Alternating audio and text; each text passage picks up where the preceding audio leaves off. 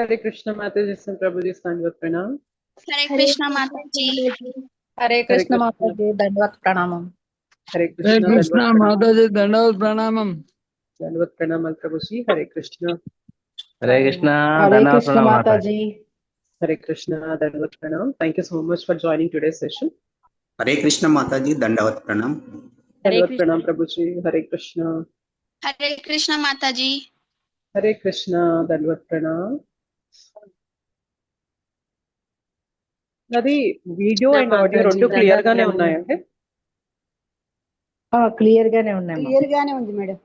Okay okay, thank you so much Mataji. మేము ఇవాళ session మొదలు పెడతాము. మంగళాచరణ చేసి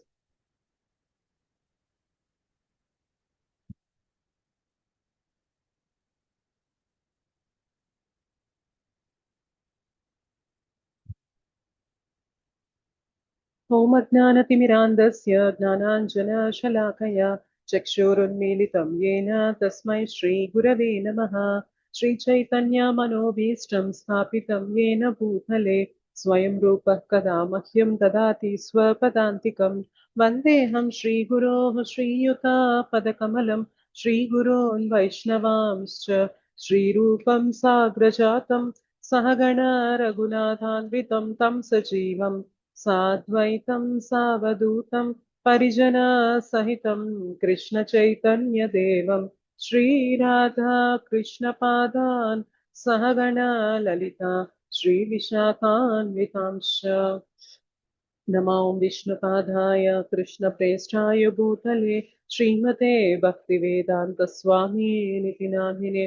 नमस्ते सारस्वते देवे गौरवाणी प्रचारिणे निर्विशेष शून्यवादी पाश्चात्यदेशतारिणे।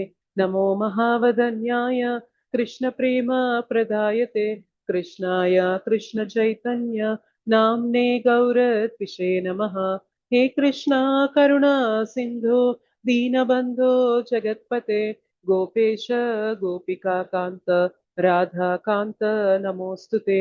तप्त कांचन गौरांगी राधे वृंदावनेश्वरी वृषभानुसुते देवी प्रणमामि हरिप्रिये।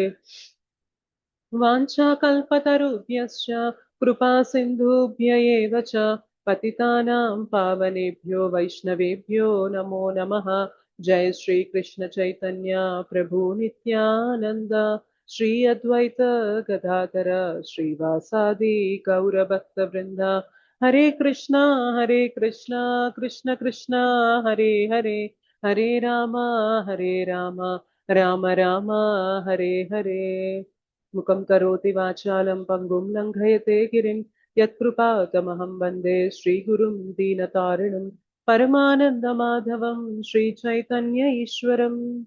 श्री श्री राधा मदन मोहन जी की जय। श्री श्री गौर निताय की जय। श्री श्री जगन्नाथ बलदेव सुभद्रा मैया की जय। जगत गुरु पतित पावन श्रील प्रभुपाद की जय। श्रील गुरुदेव की जय। निताय गौर प्रेमानंदे हरि हरि बोल।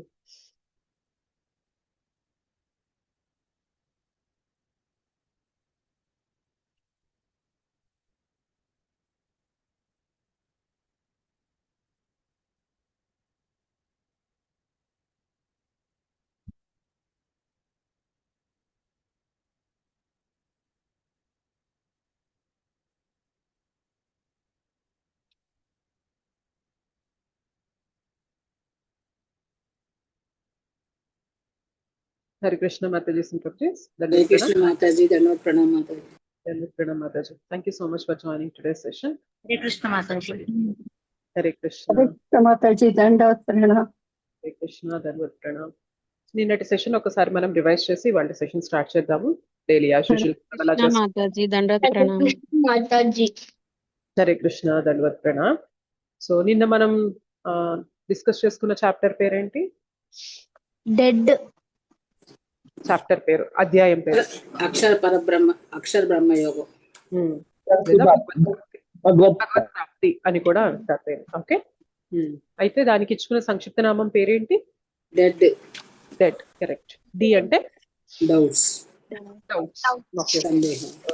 సందేహాలు, అక్కడ చాలా సందేహాలు అడిగినా గానీ మనకి ముఖ్యమైన సందేహం ఏంటి? అక్కడ మన క్లాస్ ని ముందుకు నడిపించిన సందేహం ఏంటి? మరణ సమయంలో కృష్ణుడిని ఎలా చేరుకోవాలి, ఎలా స్మరించాలి. కరెక్ట్. ఓకే, దానికి జవాబు ఏం చెప్పారు భగవంతుడు? అంతే కాలేజు. ఈ జీవితాంతం చెయ్యాలి, మనం సాధన చేస్తూ ఉండాలి, భగవంతుడు Correct. స్మరణ చేస్తూ ఉంటే కరెక్ట్. కాలంలో గుర్తు వస్తుంది. కరెక్ట్. భగవంతుని గురించి తెలుసుకోవాలి. భగవంతుని గురించి జీవితాంతం మనం సాధన చేస్తూ ఉంటే మనకి అంత్యకాలంలో మరణ సమయంలో మనకి భగవంతుని స్మరణ అనేది వచ్చేస్తుంది. ఓకే, అయితే ఈ అంటే ఏమని చర్చించుకున్నాం? ఎగ్జామ్ ఎగ్జామ్ పరీక్ష. ఎగ్జామ్. మరణం. ఏంటా పరీక్ష? మరణం మరణం అకస్మాత్ పరీక్ష. అకస్మాత్ పరీక్ష. మరి ఆ పరీక్షకి ప్రిపరేషన్ ఏంటి? మన శరీరం లైఫ్, జీవితమే ప్రిపరేషన్, తయారీ అనుకున్నాం కదా నిన్న. సో జీవితం తయారీ అయితే మృత్యు వచ్చేసి మనకి పరీక్ష, ఎగ్జామ్ అనుకున్నాం. కరెక్ట్. మరి ఎలా తయారవ్వాలి? దానికి సులువైన మార్గం నిన్న ఒకటి చెప్పుకున్నాం, భగవంతుని స్మరణ. ఏబిసిడి. కరెక్ట్. ఏబిసిడి అంటే ఏంటి? భక్తుల సాంగత్యం, శాస్త్రాధ్యయనం,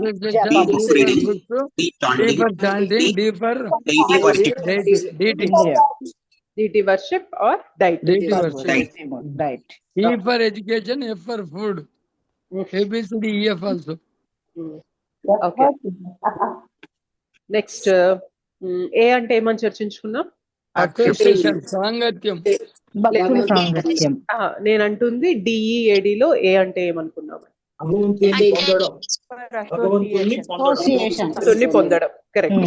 భగవంతుణ్ణి పొందడం, attaining the absolute or supreme అని అనుకున్నాం. లాస్ట్ డి ఏంటి? భక్తి.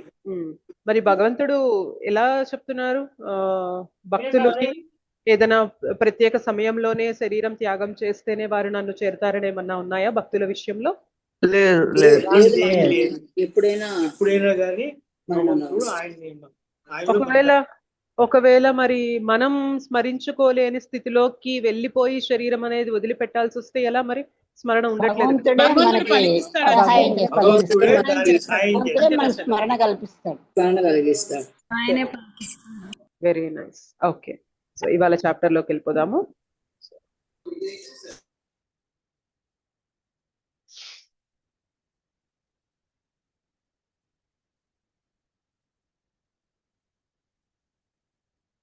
ఇవాల్టి అధ్యాయం కూడా కృష్ణ కృపామూర్తి ఏసీ భక్తి వేదాంత స్వామి శ్రీల ప్రభుపాదుల వారికి అంకితం. శ్రీల ప్రభుపాద్ కి జై.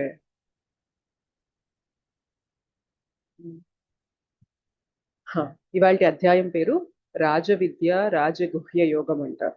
ఓకే, అసలు ఏంటి రాజవిద్య? ఎందుకు దీన్ని రాజవిద్య అంటున్నారు? ఏమంత స్పెషల్ ఈ విద్యకి అనేది ఇవాళ చర్చించుకున్నాం.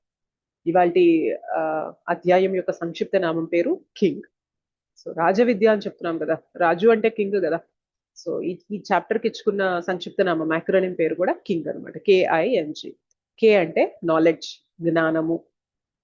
ఓకే, ఐ అంటే ఇన్కన్సీవబుల్ రిలేషన్షిప్, ఊహాతీత సంబంధాలు. ఎన్ అంటే నో వర్షిప్, అర్చన చేయకుండుట. జి అంటే గ్లోరీస్ ఆఫ్ డివోషన్, భక్తి యొక్క మహిమలు. ఇక్కడ ఇంగ్లీష్ లో రాలేదు, బట్ మీరు నోట్ చేసుకునే వాళ్ళు నోట్ చేసుకోండి. కే అంటే నాలెడ్జ్, జ్ఞానము. ఐ అంటే ఇన్కన్సీవబుల్ రిలేషన్షిప్, ఊహాతీత సంబంధాలు. ఎన్ అంటే నో వర్షిప్, అర్చన చేయకుండుట. జి అంటే గ్లోరీస్ ఆఫ్ డివోషన్, భక్తి యొక్క మహిమలు. కే నాలెడ్జ్, జ్ఞానము. ఏంటా జ్ఞానము అనేది చూద్దాం. సో గుప్త జ్ఞానం యొక్క దశలు. చదవాలి అనుకునేవారు హ్యాండ్ రైజ్ చేయండి. మన సమయాన్ని బట్టి నేను మధ్య మధ్యలో కొందరికి ఛాన్స్ ఇస్తూ ఉంటాను.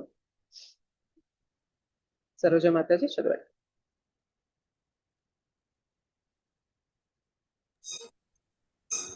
హరే కృష్ణ మాతాజీ, దండవత్ ప్రణామం. హరే కృష్ణ. రహస్యమైనది దేహం, ఆత్మల వ్యత్యాసం. అతి రహస్యమైనది భక్తియుక్త సేవ యొక్క జ్ఞానం అంటే కృష్ణ సంబంధం. అత్యంత రహస్యమైనది శుద్ధ భక్తియుత సేవ మరియు కృష్ణుని ప్రతిస్పందన. హరే కృష్ణ మాతాజీ, అవకాశం ఇచ్చింది. థ్యాంక్ యూ మాతాజీ. సో ఇక్కడ మనకి 3 రకాల జ్ఞానాల గురించి చెప్తున్నారు అనమాట. ఒక జ్ఞానం ఏంటి అంటే రహస్యమైన జ్ఞానం. ఈ రహస్యమైన జ్ఞానం ఏంటి అంటే దేహంకి ఆత్మకి మధ్య వ్యత్యాసం ఏంటి, అసలు దేహం ఏంటి, ఆత్మ ఏంటి, రెండిటి గురించి తెలుసుకున్నట్లయితే రెండిటి మధ్యన డిఫరెన్స్, వ్యత్యాసం ఏంటి అని తెలుసుకున్న జ్ఞానం అనేది రహస్యమైన జ్ఞానం. చెప్పగలరు ఎవరైనా ఇది ఏ అధ్యాయంలో మనం చర్చించుకున్నాము? ఈ దేహము ఆత్మ మధ్య వ్యత్యాసం, ఈ రహస్యమైన జ్ఞానం 2వ అధ్యాయం అధ్యాయం సాంఖ్యయోగం. Correct, nice. ఓకే, నెక్స్ట్ అతి రహస్యమైనది. సో అది రహస్యమైన జ్ఞానం అంట. 2వ అధ్యాయంలో మనం ఏదైతే చర్చించుకున్నామో అది రహస్యమైన జ్ఞానము. అంటే చాలా మందికి ఆత్మ గురించి తెలియదు, దేహమే వారు అనే భావనలో ఉంటారు. కాబట్టి ఎప్పుడైతే తెలుసుకుంటామో ఓకే నేను దేహం కాదా నేను ఆత్మనా అని తెలుసుకుంటామో ఆ జ్ఞానం అనేది రహస్యమైన జ్ఞానము. ఓకే, అందరికీ అది తెలియదు, అవైలబుల్ గా ఉండదు. నెక్స్ట్ అతి రహస్యమైన జ్ఞానం అంటే ఏంటి అంటే భక్తియుత సేవ యొక్క జ్ఞానము, కృష్ణ సంబంధము. ఇది మనము 7వ అధ్యాయంలో తెలుసుకున్నాం. అంటే భగవంతుని గురించి తెలుసుకొని భగవంతుని యొక్క ఈ శక్తినే ఈ భౌతిక జగత్తుని మనం దాటలేము, భగవంతుని శరణాగతులు అవ్వండే మనం దాటలేము అని తెలుసుకున్న తర్వాత కొందరు 4 రకాల భక్తులు శరణాగతులు చెందుతారు అని అనుకున్నాం. ఆర్తో జిజ్ఞాసు రథార్థి జ్ఞాని అని. అలానే 4 రకాల భక్తులు శరణాగతి చెందరు, భగవంతుణ్ణి విస్మరిస్తారు అనుకున్నాం. సో వాళ్ళెవరు అంటే మనకి మూఢులు, మాయ చేత అపహరింపబడిన జ్ఞానం కలవారు, అసుర స్వభావం కలవారు, నమాం దుష్కృతినో మూఢ ప్రపద్యంతే నరాధములు. ఓకే, ఈ 4 కేటగిరీస్ వాళ్ళు భగవంతునికి తల ఉంచారు, శరణాగతులు అవ్వరు అని చెప్పి మనం తెలుసుకున్నాం. సో భగవంతునికి శరణాగతి అవ్వాలి. అండ్ ఓకే, అక్కడ మనకి శుద్ధ భక్తి గురించి ఎక్కువ మాట్లాడుకోలేదు మనం. ఆర్తితో ఉన్న వాళ్ళు వస్తారు, ధనం కోసం కావాలి అనుకునే వారు వస్తారు, అండ్ జిజ్ఞాసు క్యూరియాసిటీ తెలుసుకోవాలి అనే కుతూహలంతో వచ్చే వాళ్ళు వస్తారు, లేదు సిన్సియర్ గా నేను ఇది తెలుసుకొని ముందుకెళ్ళాలి అనే ఇంటెన్షన్ ఉన్న వాళ్ళు కూడా వస్తారు. వీళ్ళందరిలో భక్తులు శ్రేష్ఠులు అని అనుకున్నాం, కానీ శుద్ధ భక్తులు ఎలా ఉంటారు ఏంటి అనేది అక్కడ ఎక్కువ మనం చర్చించుకోలేదు. సో ఆ 7వ అధ్యాయం మనం ఏదైతే చర్చించుకున్నామో అది అతి రహస్యమైన జ్ఞానము. ఓకే, మరి అన్నిటికన్నా రహస్యమైన జ్ఞానం ఏంటి, అత్యంత రహస్యమైన జ్ఞానం ఏంటి అంటే 9వ అధ్యాయంలో మనం చర్చించుకోబోయేది అత్యంత రహస్యమైన జ్ఞానము, శుద్ధ భక్తియుత సేవ మరియు కృష్ణుని యొక్క ప్రతిస్పందన. శుద్ధ భక్తియుత సేవ ఎలా ఉంటుంది, శుద్ధ భక్తులు భగవంతునికి సేవని ఎలా అందించాలనుకుంటూ ఉంటారు, అండ్ భగవంతుడు వారితో ఎలా ప్రతిస్పందించాలనుకుంటూ ఉంటారు అనేది ఈ అధ్యాయంలో మనము చర్చించుకుంటాం అనమాట. ఓకే, ఈ జ్ఞానాన్ని అర్థం చేసుకోవడానికి ఉండవలసిన 2 అర్హతలు ఏంటి? 2 అర్హతలు పద్మశ్రీ మాతాజీ చదువుతారా? అనసూయవ, ఈ జ్ఞానాన్ని అర్థం చేసుకోవడానికి ఉండవలసిన 2 అర్హతలు. అనసూయవ అంటే అసూయ లేకుండా ఉండుట, శ్రద్ధ అనగా భగవంతునిపై విశ్వాసం. Thank you. సో ఈ జ్ఞానం అర్థం అవ్వాలి అంటే ముందు 2 అర్హతలు చెప్తున్నారు. ఏంటి అర్హతలు అంటే మొదట మనకి అసూయ అనేది లేకుండా ఉండాలి అంటున్నారు, మరియు భగవంతుని పైన శ్రద్ధ విశ్వాసం అనేది ఉండాలి అంటున్నారు.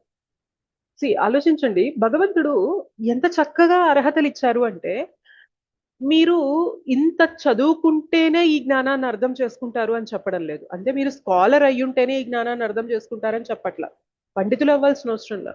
మీరు గొప్ప ధనవంతులైతేనే ఈ జ్ఞానాన్ని అర్థం చేసుకుంటారని చెప్పట్లా, లేదు మీరు గొప్ప వంశస్థులుగా పుడితేనే ఈ జ్ఞానాన్ని అర్థం చేసుకుంటారని చెప్పట్లా, లేదు మీకు మంచి పేరు ప్రతిష్టలు ఉంటే ఈ జ్ఞానాన్ని అర్థం చేసుకుంటారని చెప్పట్లా. బట్ ఏం చెప్తున్నారు చూసారా, మీకు అసూయ అనేది లేకుండా నా పైన విశ్వాసం అనేది కనుక మీకుంటే ఖచ్చితంగా ఈ జ్ఞానాన్ని అర్థం చేసుకోగలుగుతారు అంటున్నారు. అంటే భక్తికి తారతమ్యాలు లేవన్నమాట. భక్తి నేను చెయ్యాలి అనుకున్నప్పుడు మెటీరియల్ క్వాలిఫికేషన్స్ భౌతికంగా కొన్ని ఉండి లేని స్థితిలో ఉన్నా కూడా భక్తికి అవేవి ఆటంకాలు కాదు. అందుకనే భగవంతుడు ఇక్కడ ఎటువంటి క్వాలిఫికేషన్స్ చెప్పారంటే ఈ 2 ఎవరైనా వర్కౌట్ చేయగలరా లేదా చెప్పండి. అసూయ లేకుండా ఉండడము, విశ్వాసం తెచ్చుకోవడం అనేది మన వెనక ఏదున్నా లేకపోయినా ఈ 2 మనం ప్రాక్టీస్ చేసి తెచ్చుకోగలమా లేదా చెప్పండి. ఎందుకంటే అసూయ అనేది మనలో ఉన్నటువంటి చెడు గుణము, శ్రద్ధ విశ్వాసం అనేది ఆటోమేటిక్ గా మనం విశ్వాసం ఉండబట్టి ఇప్పుడు మీ జూమ్ క్లాస్ లకు రాగలిగినాం, లేకపోతే కరెక్ట్. ఎస్, మీరు చెప్పింది నిజం. సో మనం అసూయ అనేది లేకుండా ఉంటే ఏమవుతుంది అంటే ఫస్ట్ మాతాజీ అసలు అసూయ ఎందుకు ఉంటది, భగవంతుని పైన ఎందుకు అసూయ ఉంటది? అసలు అసూయ అనేది మన తోటి వాళ్ళతో ఉంటుంది కదా, భగవంతుడి పైన ఎందుకు అసూయ పడతాము అంటే భగవంతుని పైన అసూయ ఎలా పడతాం తెలుసా మనము? ఎందుకు భగవంతుడే అన్ని కంట్రోల్ చేయాలి, నేను కూడా కంట్రోల్ చేయాలి, అది కూడా అసూయనే అన్నమాట. సో మనం 5వ అధ్యాయంలో తెలుసుకున్నాం, భగవంతుడే అన్నిటికీ భోక్త, భగవంతుడే ఆ సమస్త లోకాలకి కూడా ఆయనే అధిపతి, ఆయనే నియామకుడు అని తెలుసుకున్నాము. అండ్ అందరి యొక్క సుహృదుడు, అంటే మనందరి యొక్క వెల్ విషర్, మనకి శ్రేయోదాయకమైంది ఇవ్వాలి అని పరితపించేవాడు భగవంతుడు అని తెలుసుకున్నాం. కానీ చాలా మంది అసూయతో ఏమనుకుంటారు అంటే, ఎందుకు భగవంతునికి ఆరాధన చేయాలి, ఎందుకు భగవంతుడే సెంటర్ అవ్వాలి, ఎందుకు భగవంతుడే కంట్రోలర్ ఉండాలి, నేను చెప్పినట్టు నడుస్తూ ఉండాలి, నా మాట నిలుస్తూ ఉండాలి, నేను ఎంజాయ్ చేస్తూ ఉండాలి. ఇది కూడా అసూయలో ఒక భాగమే. ఎప్పుడైతే అసూయ అనేది పోతుందో ఈ జ్ఞానాన్ని ఎక్కువ తెలుసుకోగలుగుతాం అన్నమాట. సో ఇది ఎలా ఉంటది అంటే, జ్ఞానాన్ని తెలుసుకునే కొద్దీ, అంటే కొంచెం అసూయ అనేది మనం తగ్గించుకొని విన్నాము, శ్రద్ధతో విన్నాము, అసలు ఏం చెప్తున్నారు భగవంతుడు అనే ఒక విశ్వాసం పెట్టి ఓపెన్ మైండెడ్ తో విన్నాం అనుకోండి, ఏమవుతుంది అంటే మెల్లిగా మనలో అసూయ పాళ్ళు తగ్గుతాయి. ఓకే, తగ్గినప్పుడు ఏమవుతుంది అంటే మళ్ళీ మనం చదివినప్పుడు ఇంకా ఎక్కువగా అర్థం చేసుకోగలుగుతాం, మళ్ళీ అలా అర్థం చేసుకోవడం వల్ల ఇంకా అసూయ పాళ్ళు తగ్గుతాయి. సో ఈ రెండు హ్యాండ్ ఇన్ హ్యాండ్ ఇలా వెళ్తూ ఉంటాయి అన్నమాట. సో కంప్లీట్ గా అసూయ లేని స్థితికి వెళ్ళడం అంటే అది మనం ప్యూర్ అయిపోయినట్లు. అది ఎప్పుడు జరుగుతుంది అంటే మనం శుద్ధ భక్తుల స్థితిలోకి వెళ్ళిపోయినప్పుడు. బట్ ఇప్పటికీ కూడా మన మనసులో ఏంటి అంటే కొంచెం ఉంటాయి ఏంటి ఈ అనర్థాలు, కామ క్రోధ లోభ మోహ మద మాత్సర్యం. మాత్సర్యం అంటే ఇక్కడ అసూయని సూచిస్తుంది, ఉంటాయి. బట్ దాన్ని కొంచెం తగ్గించి నేను భగవంతుడు ఏం చెప్తున్నారో, ఆయన దేవాది దేవుడు, ఆయన నా మంచి కోసం చెప్తున్నారు అనే భావనతో అయినా కానీ మనం వినడానికి ప్రయత్నం చేసినప్పుడు ఏమవుతుంది అంటే మనకి ఈ జ్ఞానం అర్థమయ్యి ఆటోమేటిక్ గా అసూయ తగ్గుతుంది. అసూయ తగ్గడం వల్ల ఇంకా జ్ఞానాన్ని మనము అర్థం చేసుకోగలుగుతాము. సో ఈ రెండు మనకు ఉండవలసిన క్వాలిఫికేషన్స్.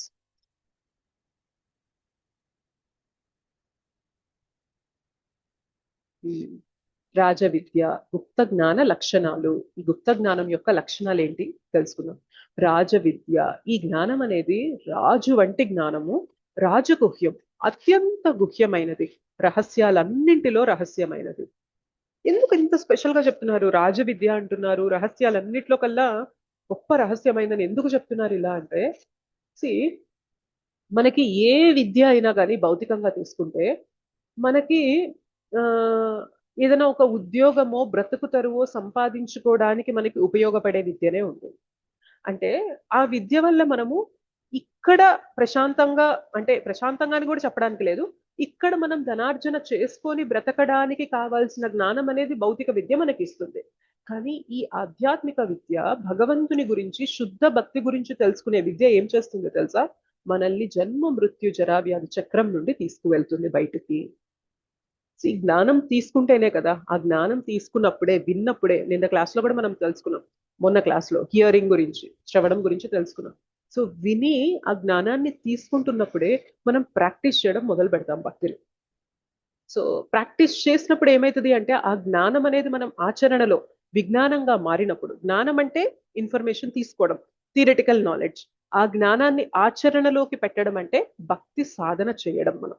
సో ఆ సాధన చేసినప్పుడు ఏమవుతుంది అంటే మెల్లమెల్లగా మనలో కలుషితాలు అనేవి పోయి మనము ఈ పాపపు ప్రవృత్తిలో ఇంకా ఉండకూడదు, నా జీవితం భగవత్ సేవకే అంకితం అనే తెలుసుకోగలుగుతాం. తెలుసుకొని దానికి అనుగుణంగా మన జీవితాన్ని బ్రతుకుతాం. కాబట్టి మనము జన్మ మృత్యు జరావ్యాధి చక్రం నుండి బయటపడగలుగుతాము. ఇంకా ఏ జ్ఞానం తెలుసుకున్నా కూడా ఈ జన్మ మృత్యు జరావ్యాధి నుండి మనం బయటపడగలమా చెప్పండి?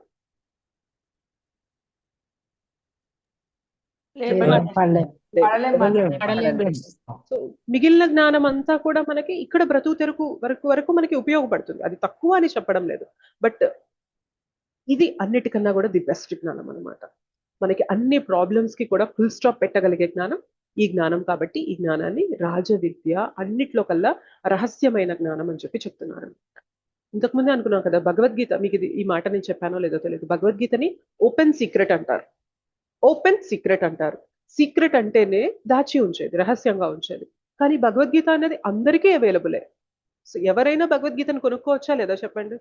సో మనం భగవద్గీతను ఆన్లైన్లో ఆర్డర్ పెట్టుకోవచ్చు, టెంపుల్కి వెళ్ళినప్పుడు కొనుక్కోవచ్చు. సో మన ఇళ్లలో ఆల్రెడీ కొందరు ఇళ్లలో భగవద్గీత ఉండే ఉంటుంది. సో భగవద్గీత అనేది అందరికీ అవైలబుల్గా ఉంది. కానీ ఎంతమంది అర్థం చేసుకోగలుగుతున్నారు భగవద్గీతని? అందరూ అర్థం చేసుకోగలుగుతున్నారా?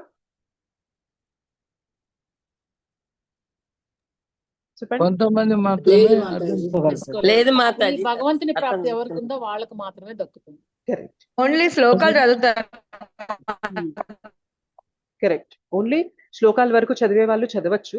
దీని తాత్పర్యం ఏంటి, భగవంతుడు మనల్ని ఎలా జీవించమని చెప్తున్నారు అని తెలుసుకునేది ఎప్పుడు లభిస్తుంది అంటే మనలో ఆ శ్రద్ధ, అనసూయ అంటే అసూయ అనేది లేకుండా ఉన్న స్థితిలో మనం ఉన్నప్పుడు మాత్రమే అర్థం చేసుకోగలుగుతాం. అందుకనే భగవద్గీతని ఓపెన్ సీక్రెట్ అంటారనమాట. పేరుకి పుస్తకం ప్రతి ఒక్కరి దగ్గర అవైలబుల్ గా ఉన్నా కూడా అందులో ఉన్న గుప్తమైన నిధి ఎవరికి అర్థమవుతుంది అంటే ఎవరైతే శ్రద్ధతో, విశ్వాసంతో భగవంతుడి గురించి తెలుసుకోవాలని అనుకుంటారో వారికి భగవంతుడు ఆ జ్ఞానాన్ని యాక్సెస్ ఇస్తారనమాట.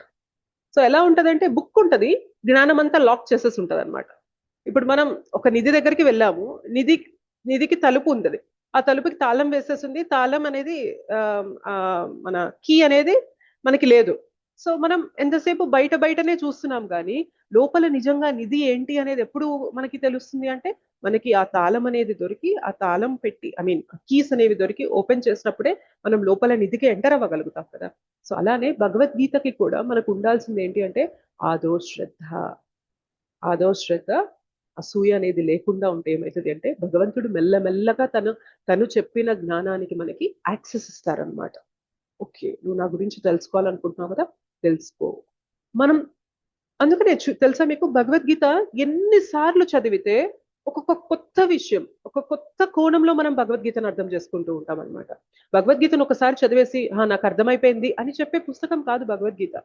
భగవంతుడి నోటి నుండి వచ్చిన వాక్కు అంటే ఎంత పవిత్రంగా ఉంటుందో అది ఆలోచించండి. మనం ఇవాళ అపవిత్ర స్థితిలో ఉండి ఏదో ఒక చిన్నపాటి కుతూహలంతో మనం భగవంతుని గురించి తెలుసుకోవాలని ప్రయత్నం చేసినప్పుడు కొంత అర్థమవుతుంది. మనం భక్తి సాధన చేస్తూ భగవంతునికి మెల్లమెల్లగా శరణాగతులం అవుతూ మళ్ళీ భగవద్గీత చదవడం మొదలు పెట్టామనుకోండి, ఈసారి ఇంకొంచెం అర్థం చేస్తారన్నమాట భగవంతుడు. మళ్ళీ చదవండి, ఇంకో కొత్త కోణంలో అర్థం చేస్తారు. మళ్ళీ చదవండి, ఇంకా కొత్త విషయాలు తెలుస్తూ ఉంటాయి. ఎన్నోసార్లు చదివిన భక్తులు ఏమంటారు తెలుసా, అసలు నేను ఇన్నిసార్లు చదివితే ఈ విషయాన్ని నేను ఎలా ఇప్పటిదాకా వదిలేస్తాను అని అంటారనమాట. అంటే ఎంత చదువుతూ ఉంటే, మన సాధన ఎంత పెరుగుతూ ఉంటే, మన శరణాగతి ఎంత పెరుగుతూ ఉంటే అంత భగవద్గీత మనకి అర్థమవుతూ ఉంటుంది. ఈ జ్ఞానం అనేది మనకి తెలుస్తుంటుంది. అంటే భగవంతుడు మనకి పర్మిషన్ ఇవ్వాలి. ఓకే, నువ్వు ఇంతవరకే ఇప్పుడు అర్థం చేసుకోగలవు. మళ్ళీ మనం సాధన చేస్తూ, సేవ చేస్తూ, భగవంతుని గురించి వింటూ మెల్లమెల్లగా పవిత్రులం అవుతూ ఉంటాం కదా. మళ్ళీ భగవద్గీత చదువుతున్నప్పుడు ఓకే, నువ్వు ఇంకొంచెం బెటర్ అయ్యావు కదా, సిన్సియర్ గా ఉన్నావు కదా, నీకు ఇంకొంచెం యాక్సెస్ ఇస్తాను, ఇంకా నా గురించి తెలుసుకో. సో అట్లా భగవంతుడి యొక్క ప్రతిస్పందన అనేది ఉంటుందన్నమాట. సో అందుకని ఈ భగవద్గీత పుస్తకానికి పేరుకి అందరి దగ్గర ఉన్నప్పటికీ కూడా ఈ జ్ఞానం అనేది అత్యంత రహస్యమైన, గుహ్యమైన జ్ఞానం అన్నమాట. ఓకే,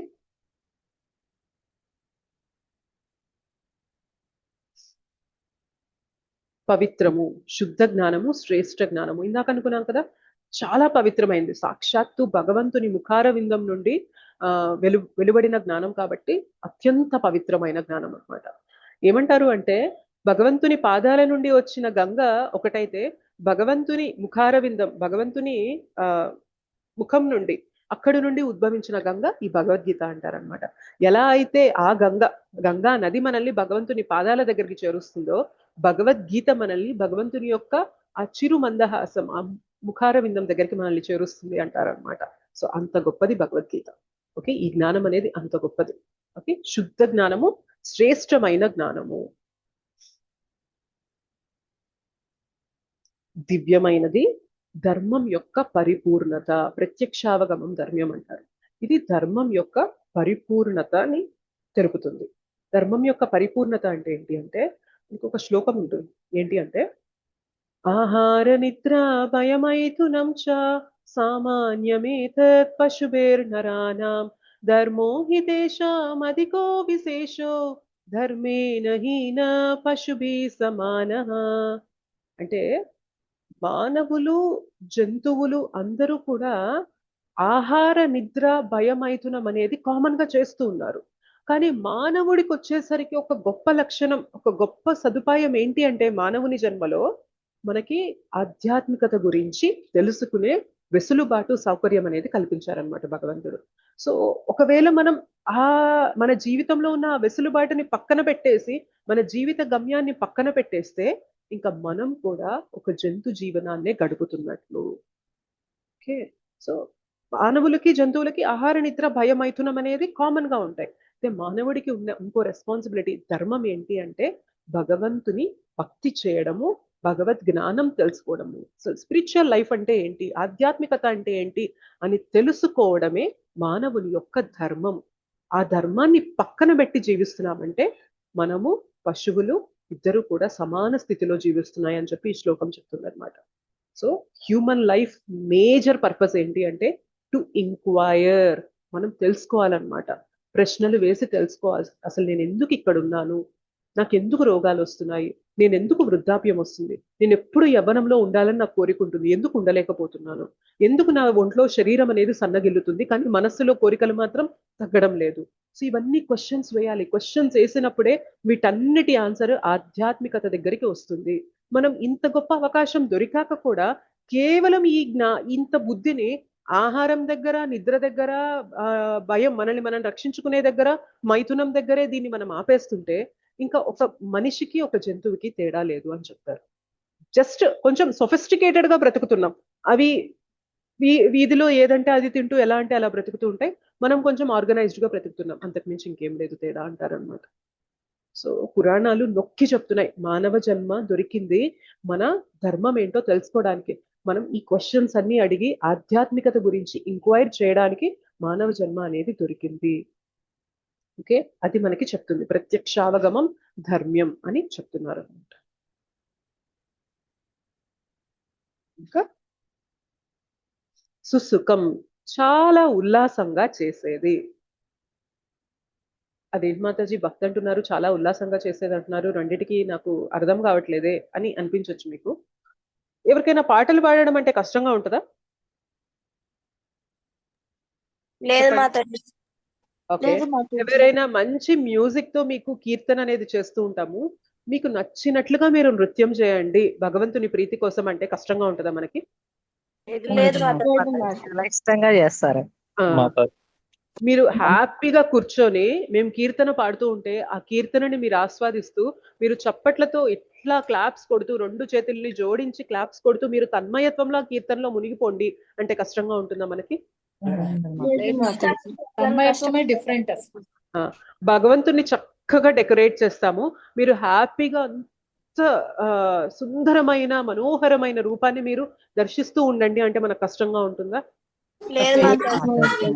మీరందరూ కూర్చోండి, భగవంతుని యొక్క లీలలు గుణాల గురించి చెప్తాము, హ్యాపీగా మీరు కూర్చొని మీరు వినండి అంటే మనకు కష్టంగా ఉంటుందా? ఆస్వాదిస్తాం. ఇదంతా అయిపోయాక సరే మాతాజీ అంతా బానే ఉంది, ఇన్ని చేసాం ఆకలేస్తుంది అంటే మీకు మంచిగా భగవంతునికి నివేదన చేసిన ఆహారం అనేది మంచి భోజనం అనేది పెడతాము, ప్రసాదం పెడతాము, మీకు తినడానికి కష్టమా అంటే ఏమంటాం మనం? అస్సలు కష్టం లేదండి ఆస్వాదిస్తాం. కాదు మీరు పెట్టట్లేదు మాతాజీ, మా క్లాస్ మీరు కూడా పెట్టండి మాతాజీ. తప్పకుండా పెడతాం మాతాజీ. సర్టిఫికేట్ కోసం ఆఫీస్కి వస్తాం కదా మాతాజీ, అప్పుడు తింటాం. గెట్ టుగెదర్ ఉంటుంది. ఇంకెంతసేపట్లో పెడతారని ఉర్రూతలుగుతుంది. బాగా ఆకలి పెంచుకోండి ప్రభుజీ. కొంచెం కొంచెం ఆకలితో ఉన్నారు అని చెప్పి మేము ఇంకా పెట్టట్లేదు. బాగా ఆకలి వేసినప్పుడు 18 రోజులు అయిన తర్వాత మీకు మిమ్మల్ని అందరినీ గెట్ టుగెదర్ కి పిలిచి మీ అందరినీ కలిసి మనస్ఫూర్తిగా మాట్లాడి మీ అందరికి సర్టిఫికేట్స్ ఇచ్చి అప్పుడు ఆనందంగా మీకు వడ్డిస్తాం. అంటే ఆధ్యాత్మిక భోజనం మేము అనేది అది కూడా ఆధ్యాత్మిక భోజనం ప్రసాదం కాబట్టి. ఓకే, సో మేము గురుదక్షిణ ఇవ్వాలి మాతాజీ మీకు, మీరు కాదు మాకు పెట్టాల్సింది. ఇంత కష్టపడుతున్నారు. నేను గురువు అనే స్థానంలో నేను లేను మాతాజీ. మీరు ఎలా అయితే వినడానికి వచ్చి వింటూ తరిస్తున్నారో నేను చెప్పే అవకాశం నాకు మా గురువులు నాకు కల్పించారు కాబట్టి చెప్తూ నేను నాలో ఉన్న అనర్థాలని తొలగించుకునే చిన్న ప్రయత్నం అనమాట అంతే ఇది. సో భక్తి అనేది సుసుఖమైన ప్రాసెస్ అన్నమాట. ఎక్కడ మనం ఏది కోల్పోవట్లేదు. హ్యాపీగా భక్తుల సాంగత్యంలోకి వచ్చి అందరం కలిసి జపం చేసుకోవచ్చు, భక్తుల సాంగత్యంలోకి వచ్చి కీర్తన చేసుకోవచ్చు. కీర్తన జరుగుతూ అక్కడ మృదంగాలు వాయిస్తూ కర్తాల్స్ కొడుతూ ఉన్నప్పుడు మనం నృత్యం చేసుకోవచ్చు భగవంతుని ముందు.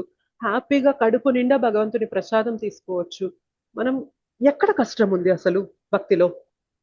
భక్తిలో వచ్చే కష్టం ఎక్కడ కష్టం అంటే మనస్సుని నిలపడం ఒక్కటే కష్టం. బట్ ఫిజికల్ గా చూసుకుంటే అంతా కూడా సుఖమే. సో ఒకవేళ మీరు ఆలోచించండి, ఇదంతా కాదు అష్టాంగ యోగ పద్ధతిలో లాగా మనం అన్ని వదిలేసి అడవులకు వెళ్ళిపోయి నిటారుగా కూర్చొని కుశాగ్రాసాన్ని వేసుకొని జింక చర్మాన్ని కప్పుకొని మనం ఆహారము నిద్ర అన్నిటిపైన రెగ్యులేషన్స్ పెట్టేసుకొని బ్రహ్మచర్యం అనేది పాటిస్తూ మనం మొత్తం సమాజానికి దూరంగా బ్రతుకుతూ మన ఫోకస్ అంతా కూడా టిప్ ఆఫ్ ద నోస్, ముక్కు యొక్క అగ్రపు పైన గాని లేదా కనుబొమ్మల మధ్యలో గాని ఇట్లా చేయాలి అంటే అది ఎంత కష్టంగా ఉంటుంది ఆలోచించాలి. చాలా కష్టతరమైంది అది. సో భగవంతుడు అందుకే అది చెప్పి భక్తి యోగంలోకి వచ్చారనమాట. సో మనందరికీ చెప్తున్నారు భక్తి చాలా సుఖమైనది, సులభమైనది, ఇందులో ఆ జాలీనెస్ ఉంటుందన్నమాట. ఇది చాలా న్యాచురల్ ప్రాసెస్ అనమాట. ఇక్కడెక్కడ కూడా మనం ఇంద్రియాలకి కట్టేస్తున్నట్టు లేదు. ఇంద్రియాలను చక్కగా భగవత్ సేవలో వినియోగం చేస్తున్నాం అనమాట. మన చేతిలో కాళ్ళతో మనకి సేవ చేయాలనుందా, చక్కగా టెంపుల్కి రండి సేవ చేసుకోండి అంటారు. మీకు వండాలనుందా, భగవంతునికి నివేదన చేయాలనుందా, చక్కగా మీరు వండి భగవంతునికి నివేదన చేయండి, భక్తులకి ప్రసాదం పంచిపెట్టండి అంటారు. సో మనకి ఇక్కడ అంతా కూడా సుఖమైన ప్రాసెస్, జాయ్ఫుల్లీ పర్ఫార్మ్ అంటారనమాట భక్తి అనేది. ఓకే, ఎక్కడ కష్టం లేదు. ఇంకా ఈ మధ్య అయితే భజన్ క్లబ్బింగ్స్ అని నడుస్తున్నాయి. మీరు విన్నారా ఈ పదం, భజన్ క్లబ్బింగ్? అవును మాతాజీ, హైదరాబాద్ లో కూడా ఎగ్జాక్ట్లీ. సో భజన్ క్లబ్బింగ్ అంటే ఏం చేస్తున్నారు తెలుసా? జనరల్ గా యూత్ ఈ పబ్స్ కి వాటికి వెళ్ళి అక్కడ మనీ పే చేసి వాళ్ళు డాన్స్ చేయడం అని, ఆల్కహాల్ అది తీసుకోవడం అని అట్లా చేస్తూ ఉంటారు కదా. ఇప్పుడు ట్రెండ్ ఎలా మారింది అంటే కొన్ని ప్రోగ్రామ్స్ కండక్ట్ చేస్తున్నారు, అక్కడంతా కూడా భగవంతుని నామాలు, భగవంతుని యొక్క కీర్తనలు అనేవి పెడుతూ ఉంటారు. వీళ్ళే అక్కడికి వెళ్ళి డబ్బులు చెల్లించి కంటిన్యూస్ గా 2-3 అవర్స్ పాడడము, 2-3 అవర్స్ నృత్యం చేయడము, కంప్లీట్ గా అందులో మైమర్చిపోతున్నారు అనమాట. సో ఇది కూడా ఒక కలియుగంలో ఒక గొప్ప ఇదే అనమాట. అంటే ఇది గోల్డెన్ పీరియడ్ అంటారనమాట. నేను అన్నాను కదా, చైతన్య మహాప్రభు వచ్చిన తర్వాత ఈ పీరియడ్ ఏదైతే ఉంటుందో దీన్ని గోల్డెన్ పీరియడ్ అంటారు. ఎందరో ఎక్కడెక్కడో దేవీ దేవతలు కూడా మాకు ఇక్కడ కావాలి జన్మ, ఈ సమయంలో ఇక్కడ జన్మ కావాలి అని కోరుకుంటారనమాట. ఎందుకంటే ఇప్పుడు అంత బాగుంది భక్తి చేసుకోవడానికి. మనందరికీ దొరికిన అవకాశం, వీలైనంత తొందరగా భక్తిని గ్రాప్ చేసేసుకొని ఇక్కడ మన పని అనేది ఖతం చేసేసుకొని మనం వెళ్ళిపోవాలి. వెళ్ళేటప్పుడు ఇంకో నలుగురిని పట్టుకొని మనం తీసుకెళ్ళాలి భగవంతుని దగ్గరికి. భగవంతుడా మేమందరం కలిసి మీ దగ్గరకు వస్తున్నామని చెప్పి అలా ఉండాలన్నమాట మనం. సో అందుకని ఇప్పుడు అందరూ కూడా భజన్ క్లబ్బింగ్ అని చెప్పి వాటికి అట్రాక్ట్ అవుతున్నారు. వాళ్ళే డబ్బులు చెల్లించి మరీ వచ్చి పార్టిసిపేట్ చేస్తున్నారు అనమాట. సో భక్తిలో ఇస్కాన్లో అయితే పొద్దున లేచినప్పటి నుండి రాత్రి వరకు కూడా కీర్తనలు, నృత్యాలు, ప్రసాదాలు ఇవే సరిపోతూ ఉంటాయి. పొద్దునే 4:30కి మంగళారతి మొదలవుతుంది. సో భగవంతుని అప్పుడు ఏం డెకరేషన్ ఉండదు, చాలా సింపుల్ గా ఉంటారనమాట. అంటే భగవంతుని యొక్క మనం ఏమంటాం సుప్రభాత సేవ అని ఎట్లా అంటామో వెంకటేశ్వర స్వామికి, అట్లనే భగవంతునికి సింపుల్ డెకరేషన్. భగవంతుని నిద్ర లేపుతూ మంగళారతి చేస్తూ లేపుతారనమాట. సో అప్పటి నుంచే నృత్యం అనేది మొదలవుతుంది. ఇంకా ఆ తర్వాత జపం అనేది చేస్తారు, 16 మాలలు జపం, నరసింహారతి చేస్తారు, తులసి హారతి చేస్తారు, 16 మాలలు జపం చేస్తారు. ఆ తర్వాత భగవంతునికి అంతలోపు చక్కగా డెకరేషన్ చేస్తారు, శృంగారారతి అని ఇస్తారనమాట. సో భగవంతుని కర్టన్స్ అనేవి ఓపెన్ చేయగానే అద్భుతంగా ఉంటారు స్వామి, చాలా అద్భుతంగా డెకరేట్ చేస్తారు.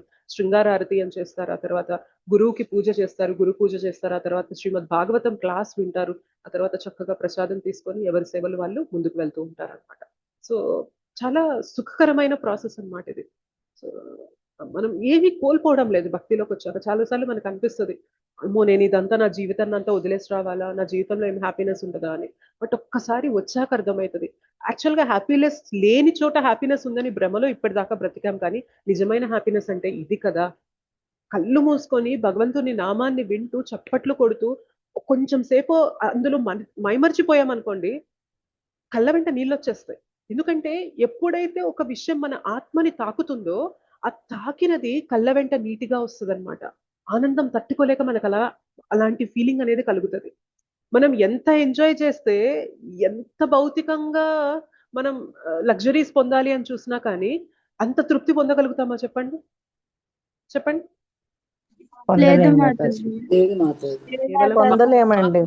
భక్తి మాత్రమే ఆ తృప్తిని, ఆ సుఖాన్ని, నిజమైన సంతోషాన్ని ఇస్తుంది అనమాట.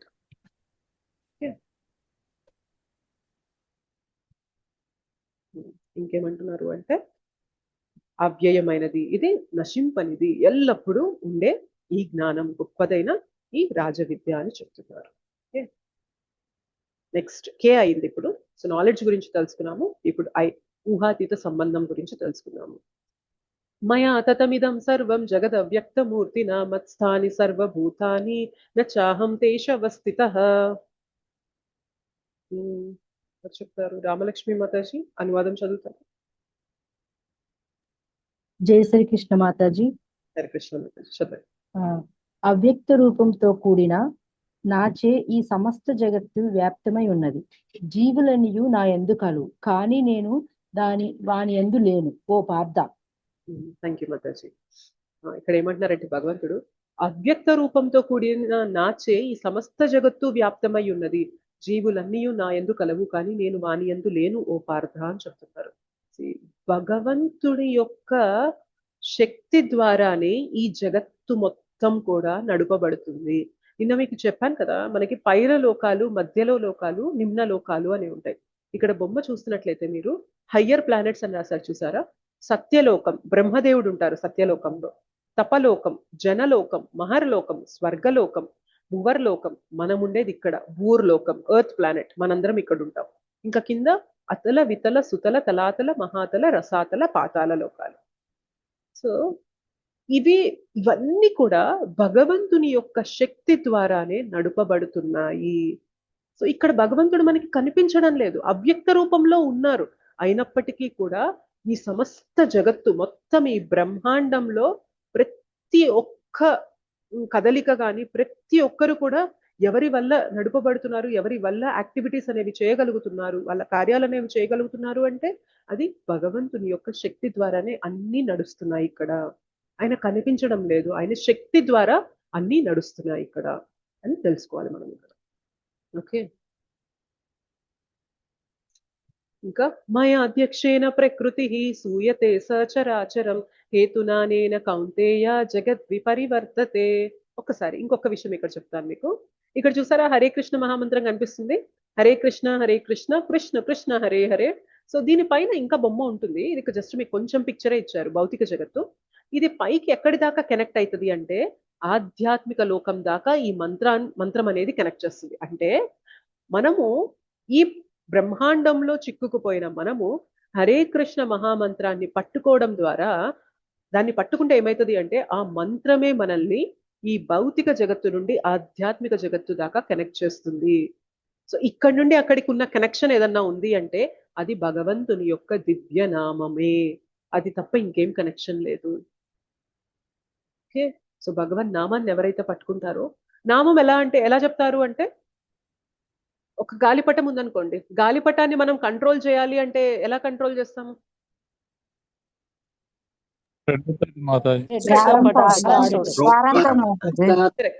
సో ఆ దారాన్ని మనం కొంచెం అటు ఇటు అడ్జస్ట్ చేస్తుంటే గాలిపటం దానికి తగ్గట్టుగా ఎగురుతూ ఉంటుంది మనకి. ఒకవేళ ఈ దారం అనేది కట్ అయిపోయింది అనుకోండి, ఏమవుతుంది? ఒక్క కొంచెం సేపు అలా ఎగిరినట్టు కనిపిస్తుంది, కానీ గాలిపటం అనేది మనకి ఇంకా కనిపించకుండా, మనకి కంట్రోల్లో లేకుండా వెళ్ళిపోతుంది, ఎక్కడికో వెళ్ళిపోతుంది. సో మనల్ని ఆధ్యాత్మిక ధామానికి, భగవంతుడు గాలిపటం అనుకున్నట్లయితే, మనం నేలపైన ఉన్నట్లయితే భగవంతుణ్ణి మనల్ని కనెక్ట్ చేసే ఆ దారం ఏంటి తెలుసా? హరే కృష్ణ మహామంత్రము, భగవన్ నామము. సో భగవన్ నామాన్ని పట్టుకున్నంతసేపు కూడా ఏమైతుంది అంటే జీవుడు భగవంతునితో కనెక్ట్ అయి ఉంటాడు. కానీ ఎప్పుడైతే భగవన్ నామాన్ని వదిలేస్తామా, భగవంతుడితో కనెక్ట్ అయి ఉన్నామా అన్నట్టే కనిపిస్తాము, బట్ భగవంతుడు ఇంకా మనకు అందకుండా వెళ్ళిపోతారనమాట. ఓకే, సో ఎప్పుడు గుర్తుపెట్టుకోవాలి, భగవన్ నామం అనేది చాలా చాలా చాలా పవిత్రమైనది. కలియుగంలో ద ఈజియెస్ట్ వే, భగవంతుడిని పట్టుకోవడానికి సులువైన మార్గము భగవన్ నామము. అందరికీ అవైలబుల్. ఎవరైనా చెప్పగలరా? ఇప్పుడు భగవద్గీత ఏదైనా శ్లోకం చదవాలి అనుకోండి, అయ్యో మాతాజీ బుక్ ఇంట్లో మర్చిపోయొచ్చాను అంటాం. లేదు ఇంకేదైనా సేవ గురించి అన్నాం అనుకోండి, అయ్యో మాతాజీ నాకు ఆ సౌకర్యాలు లేవు, ఈ సౌకర్యాలు లేవు అని చెప్పొచ్చు. కానీ మనం ఎక్కడికి వెళ్తున్నా, ఎలా వెళ్తున్నా గానీ మన నాలుక మనతో రాకుండా ఉంటుందా చెప్పండి? అయ్యో మాతాజీ నేను నాలుకని ఇంట్లో మర్చిపోయొచ్చానండి అని చెప్తామా మనము ఎప్పుడైనా? చెప్పాం కదా, ఎగ్జాక్ట్లీ. సో భగవంతుడు ఎంత చక్కగా అరేంజ్ చేశారు అంటే మన నాలుకని ఇక్కడ మన ముఖంలోనే ఫిక్స్ చేసి పెట్టేశారు, మన నోటి లోపలే. అది ఎప్పుడు మనతో వస్తూ ఉంటుంది. ఎక్కడికి వెళ్ళినా గానీ మనం చెయ్యాలి అనే తపన మన దగ్గర ఉంటే ఆ నాలుకని ఆడిస్తూ హరే కృష్ణ మహామంత్రం చెప్పడం అనేది ఎంత తేలిక చెప్పండి. భగవంతుడు చెప్తున్నారు, నువ్వు అలా నామం చెప్తే నువ్వు నాతో కనెక్ట్ అయిపోయి ఉంటావు. సో నువ్వు నాతో కనెక్ట్ అవ్వడానికి నీకు భౌతికంగా ఏవేవో ఉండాలి, పలాంది కావాలి, పలాంది మర్చిపోయాను, అలా ఏం లేదు. జస్ట్ నువ్వు ఉన్న ప్లేస్ లో, నువ్వు మెట్రోలో వెళ్తున్నావా, నీకేం పని లేదా, హ్యాపీగా కళ్ళు మూసుకో, కూర్చో, లోపల భగవన్నామం చెప్పేసుకుంటూ ఉండు. సరే, జపమాల నువ్వు తీసుకెళ్ళకపోవచ్చు, కౌంటర్ నీ దగ్గర ఉండకపోవచ్చు, అయినప్పటికీ కూడా నాలుక నీ దగ్గరే ఉంది కదా, నీ నోట్ లోపలే ఫిక్స్ చేసి పెట్టారు కదా భగవంతుడు, చేతులు నీ దగ్గరే ఉన్నాయి కదా, చేతికి గీతలు ఉన్నాయి కదా మనకిలాగా. సో ఇట్లా కౌంట్ చేసుకోవచ్చు కదా మనము. సో 1 2 3 4 5 6 7 8 9 10 11 12. సో 12 అయినప్పుడు ఒక వేలుని తెరవండి. ఓకే, మళ్ళీ ఇంకొక 12 అయ్యాక ఇంకొక వేలుని తెరవండి, ఇంకొక 12 అయ్యాక ఇంకొక వేలుని తెరవండి, మళ్ళీ అయ్యాక 4 5 టైమ్స్ అయింది 12. ఇప్పుడు మళ్ళీ ఇంకొకసారి 12 అయ్యాక ఒక వేలుని క్లోజ్ చేయండి. సో ఇప్పుడు 5 తెరిచాము, మళ్ళీ క్లోజ్ చేస్తున్నాం, క్లోజ్ క్లోజ్ క్లోజ్.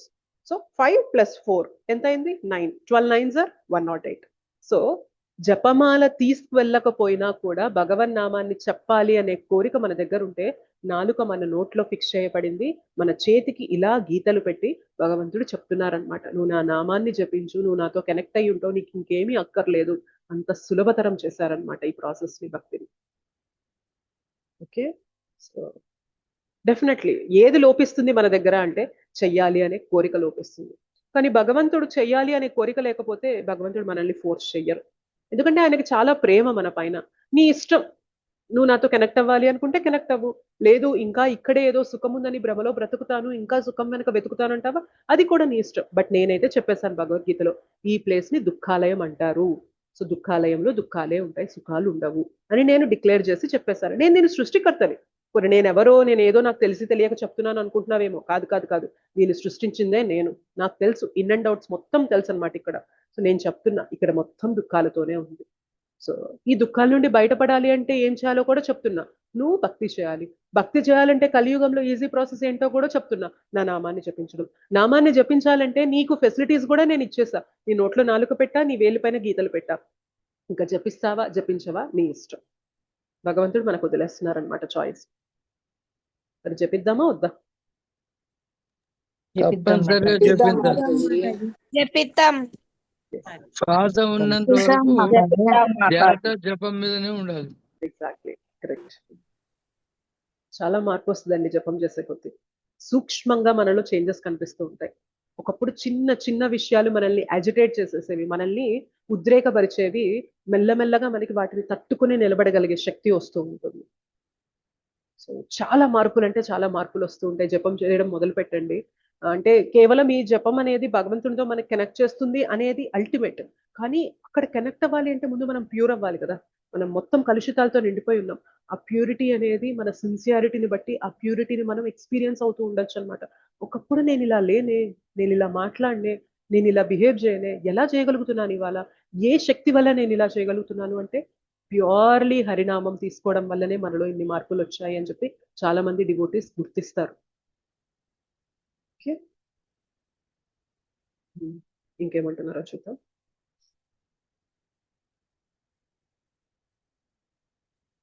మయా అధ్యక్షేణ ప్రకృతి సూయతే సచరాచరం హేతునానేన కౌంతేయ జగద్విపరివర్తతే. ఓకే, గెలాక్సీ M04 మాతాజీ, మీ పేరేంటో తెలియదు. ఓకే, కృష్ణ మాతాజీ, ప్రణామాలు మాతాజీ. హరే కృష్ణ, చదవండి మాతాజీ. వాచంచిల ప్రభుపాదుల వారు చెప్తూ, ఓ కౌంతేయ, నా శక్తులలో ఒకటైన ఈ భౌతిక ప్రకృతి నా అధ్యక్షతన వర్తించుచు స్థావర జంగములను సృష్టించుచున్నది. దాని నియమం అనుసరించియు ఈ జగత్తు మరలా మరలా సృష్టించబడుతుంది, లయము నొందుతున్నది. థ్యాంక్ యూ మాతాజీ, అవకాశం ఇచ్చినందుకు. ఏమంటారు కృష్ణ? ఇది నా శక్తి, భౌతిక ప్రకృతి అనేది నా శక్తుల ద్వారా ఇది సృష్టి చేయబడింది. నా అధ్యక్షతనే వర్తించుచు స్థావర జంగములను సృష్టించుచున్నది. భౌతిక జగత్తు, భౌతిక ప్రకృతి నా శక్తి, నేను చెప్పిన విధంగా ఇక్కడ స్థావర జంగమాదులు సృష్టింపబడుతున్నాయి. ఏవి? కథలనేవి అంటే మ్యాటర్, పంచభూతాలతో చేయబడే ప్రతి వస్తువు లేదా జీవంతో ఉన్న ప్రతి జీవి, ప్రతి ఒక్కరు కూడా సృష్టి అనేది నా ద్వారానే జరుగుతుంది. ఓకే, నా అధ్యక్షతని ఈ భౌతిక జగత్ అనేది నడుస్తూ ఉంది. దాని నియమం అనుసరించి ఈ జగత్తు మరలా మరలా సృష్టించబడుచు లయము నందుచున్నది. ఇది మనం ఆల్రెడీ డిస్కస్ చేసుకున్నాం. భౌతిక జగత్ అనేది నిన్న క్లాస్ లో కొంతకాలం ఉంటుంది. బ్రహ్మదేవుని పగటి సమయంలో ఉంటుంది, బ్రహ్మదేవుని రాత్రి సమయంలో లయం అవుతుంది, మళ్ళీ పగలు వచ్చినప్పుడు మళ్ళీ సృష్టి చేయబడుతుంది అని అనుకున్నాం. మరి ఇంత నడిపిస్తున్నారు కదా భగవంతుడు, నా అధ్యక్షతలోనే నడుస్తుంది, నేను చెప్పినట్టే నడుస్తుంది, నా సూపర్విజన్ లో నడుస్తుంది అని చెప్తున్నారు కదా. అయినప్పటికీ కూడా భగవంతుడు ఇక్కడ మనకి అవ్యక్త రూపంలో ఉన్నారు. ఇదే మనం అర్థం చేసుకోలేము అనమాట. దీన్నే ఇన్కన్సీవబుల్ రిలేషన్ అంటారు. ఊహకి అతీతంగా ఉంటుంది. జనరల్ గా మనము ఎక్కడైనా ఉంటేనే మన యొక్క ఇన్ఫ్లుయెన్స్ అనేది చూపించగలుగుతాం. కానీ భగవంతుడు ఎంత గొప్ప వ్యక్తి అంటే ఆయన ప్రతిదీ నడిపిస్తున్నారు ఇక్కడ. బట్ ఆయన పర్సనల్ గా ఉండాల్సిన అవసరం లేదు, ఆయన శక్తుల ద్వారానే అన్ని నడిపిస్తున్నారు. మరి ఆయన ఏం చేస్తూ ఉంటారు శక్తుల ద్వారా అన్ని నడిపిస్తూ అంటే? ఆయన తన భక్తులతో ప్రతిస్పందిస్తూ ఉంటారు అనమాట. ద్రౌపదీదేవికి ఎప్పుడైతే వస్త్రాపహరణం చేయబోతుంటారో ద్రౌపదీదేవికి అర్థమవుతుంది. ఫస్ట్ ఆమె ప్రొటెక్ట్ చేసుకోవడానికి ట్రై చేస్తుంది, తర్వాత తన భర్తల వైపు చూస్తుంది, తర్వాత ఆ సభలో ఉన్న పెద్దల వైపు చూస్తుంది, ఎవరైనా కాపాడతారా ఎవరైనా కాపాడతారా. ఎవ్వరూ ఏమీ చేయలేక తలంచుకొని కూర్చొని ఉంటారు. ఆ సమయంలో ద్రౌపదీదేవికి అర్థమవుతుంది అనమాట, నన్ను కాపాడే వ్యక్తి ఎవరైనా ఉన్నారు అంటే అది కేవలం భగవంతుడు మాత్రమే అని తెలుసుకొని ఇంకా ఆవిడ చేతులు వదిలేసి భగవంతుడిని పిలవడం మొదలు పెట్టేస్తుంది అనమాట. సో అప్పుడు ఇమీడియట్ గా భగవంతుడు వచ్చేసి ఆవిడకి అన్లిమిటెడ్ శారీ అనేది సప్లై చేస్తారనమాట, ఆమెకి చీరని ఇస్తూనే ఉంటారు. అంటే భగవంతుడు ఇన్ని పనుల మధ్యన ఉన్నాను ఓ ద్రౌపది, ఇప్పుడు నువ్వు నన్ను పిలుస్తున్నావు, నేను ఎలా రాగలను? ఇప్పుడు మనం అదే అంటామా లేదా చెప్పండి? ఇప్పుడు మనము ఇంట్లో వంట చేసుకుంటూ ఉంటాము. సో మన పిల్లలు ఎవరైనా పిలిచారనుకోండి ఏమంటాము? నేను పని మధ్యలో ఉన్నాను, ఇప్పుడు పిలిస్తే ఎలా రాగలను అని అంటాం, అవునా కదా? భగవంతుడు అలా కాదనమాట. భగవంతుడు శక్తితో సమస్తం నడుస్తూ ఉన్నాయి, అయినప్పటికీ కూడా భక్తుడు ఆర్తితో పిలిచాడా పరిగెత్తుకుంటూ వచ్చేస్తాడనమాట భగవంతుడు. సో ద్రౌపదీదేవి పిలవగానే ఆయన బేసిక్ గా ఆ టైంలో హస్తినాపురంలో లేరు, సో ద్వారకలో ఉన్నారనమాట. అయినప్పటికీ కూడా భగవంతుడు పిలవగానే, ద్రౌపదీదేవి పిలవగానే ఇమ్మీడియట్ గా అక్కడ అవైలబుల్ అయిపోయారనమాట, రెడీగా ఉన్నారనమాట ద్రౌపదీదేవిని ప్రొటెక్ట్ చేయడానికి. సో భగవంతుడు ఎలా ఈ శక్తులతో మొత్తం తన శక్తులతో ఈ జగత్తుని నడిపిస్తున్నారు, ఎలా ఆయన తన భక్తులకి అంత అవైలబుల్ గా అంత సౌలభ్యంగా ఎలా ఉన్నారు అనేది అర్థం చేసుకోవడమే ఇక్కడ ఊహాతీత సంబంధం అని మనం తెలుసుకోవాలన్నమాట. అది కేవలం భగవంతుడు మాత్రమే చేయగలరు, మనకి చేతగాని పని అది. ఓకే, ఆయన సాక్షాత్తు దేవాది దేవుడు, సమస్తానికి అధిపతి కాబట్టి ఆయన చేయగలుగుతున్నారని. ఆయనకి ఇదే ఇష్టం, భక్తులతో ప్రతిస్పందించడమే ఇష్టం. నా భక్తులు ఎప్పుడు నన్ను పిలుస్తారా, ఎప్పుడు వాళ్ళ దగ్గరికి వెళ్దామా, ఎప్పుడు వాళ్ళతో వాళ్ళు ఏదైనా సేవ ఇస్తే నేను తీసుకుందామా అని ఆయన ఎప్పుడు ఈగర్గా ఉంటారనమాట. భక్తులేమో ఇంతకు ముందు అనుకున్నాం కదా, భక్తులేమో ఎప్పుడు కూడా భగవంతునికి నాకు ఏదైనా సేవ దొరుకుతుందా, ఏదైనా చిన్న సేవ దొరికిన ఆయన కోసం చేద్దాము అని చెప్పి భక్తులు పరితపిస్తూ ఉంటారు.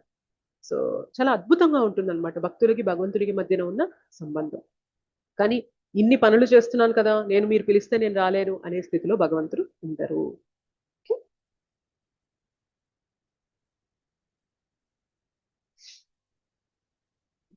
సో ఇప్పుడు అనుకున్నాం కదా, ఊహాతీతమైన అతని సంబంధాలు, సకల జీవులతో ఆయన సంబంధం ఏంటి, ఈ విశ్వముతో ఆయన సంబంధం ఏంటి అనేది మనము అర్థం చేసుకోవడం అనేది చాలా ఊహకి అందనిది అనమాట. కేవలం భక్తి కోణంలో మనం చూస్తేనే ఇది మనం అర్థం చేసుకోగలుగుతాము. ఓకే, సో KI అయిపోయింది. ఇప్పుడు N, నో డివోషన్, నాస్తికత. అంటే ఇక్కడ ఏమంటున్నారంటే మూర్ఖులు నన్ను పరిహసిస్తారు. అవజానంతి మా మూఢ మానుషీం తనుమాశ్రితం పరం భావమజానంతో మమ భూతమహేశ్వరం. ఎవరు చదువుతారు? నాగలక్ష్మి మాతాజీ.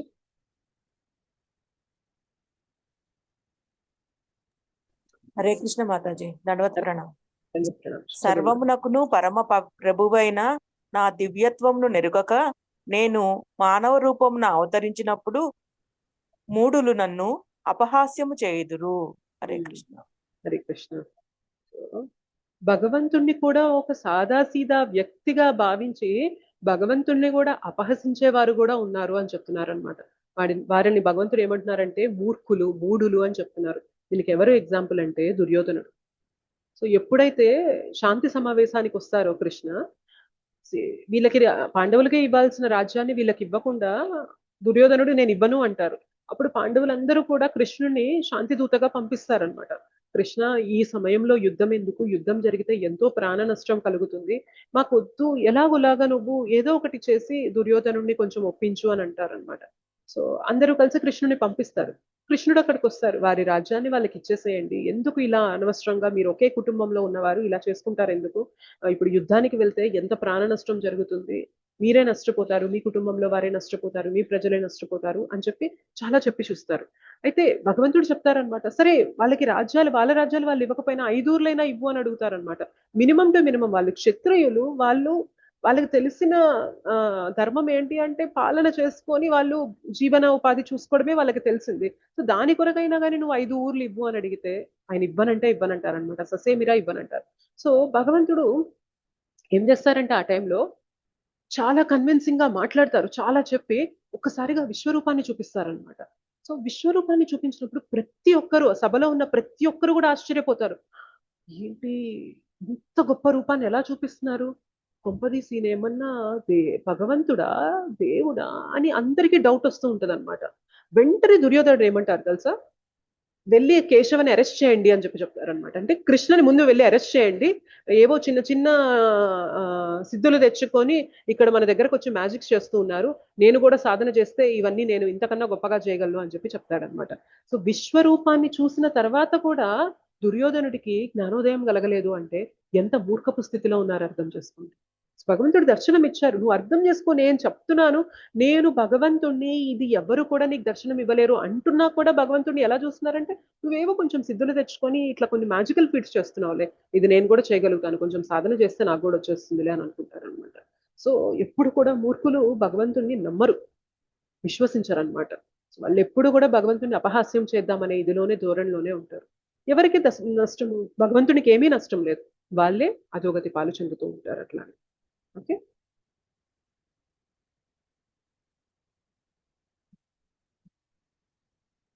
మోఘాశమోఘ కర్మాణో మోఘ జ్ఞాన విచేతసః రాక్షసీమాసురీం చైవ ప్రకృతి మోహినీం శ్రితాః. మోహినీం ఇది మైహినీం అని పడింది. విజయ మాతాజీ. హరే కృష్ణ మాతాజీ. హరే కృష్ణ, చదవండి. ఆ విధముగా మోహితులైన వారు దానవ మరియు నాస్తిక భావములచే ఆకర్షితులగుదురు. అట్టి భ్రాంతి స్థితిలో వారి ముక్తికి సంబంధించిన ఆశలు, కామ్య కర్మలు, జ్ఞాన సముపార్జనలన్నీను వ్యర్థములగును. హరే కృష్ణ మాతాజీ. థ్యాంక్ యూ మాతాజీ. సో ఎంత మోహితులైపోతారంటే వారికి ఉన్న దానవ మరియు నాస్తిక భావంచే దానితో ఆకర్షితులు అవుతారు తప్ప భగవంతుడిని నమ్మడానికి మాత్రం వాళ్ళు సిద్ధంగా ఉండరు అనమాట. దీనికి ఎవరు ఎగ్జాంపుల్ అంటే రావణుడు. ఒకసారి ఏమైతుంది అంటే రావణుడు ఇంకా రామరావణ యుద్ధం అనేది నిశ్చయం అయిపోయాక రావణుడు బలి మహారాజ్ని కలవడానికి వెళ్తారు. ఓకే, బలి మహారాజ్ ఎక్కడ ఉంటారు అంటే సుతల లోకంలో ఉంటారు. సో బలి మహారాజ్ దగ్గరికి వెళ్ళి కలుద్దాము, ఆయన సపోర్ట్ ఏదైనా తీసుకుందామన్న ఇదిలో వెళ్తారనమాట. సో బలి మహారాజ్ దగ్గరికి వెళ్ళగానే బలి మహారాజ్ అంటారు, ఏమంటారు అంటే యాక్చువల్గా నీకు ఒక మాట చెప్తున్నాను, నువ్వు దయచేసి ఆయనతో యుద్ధాన్ని విరమించుకో అంటారు.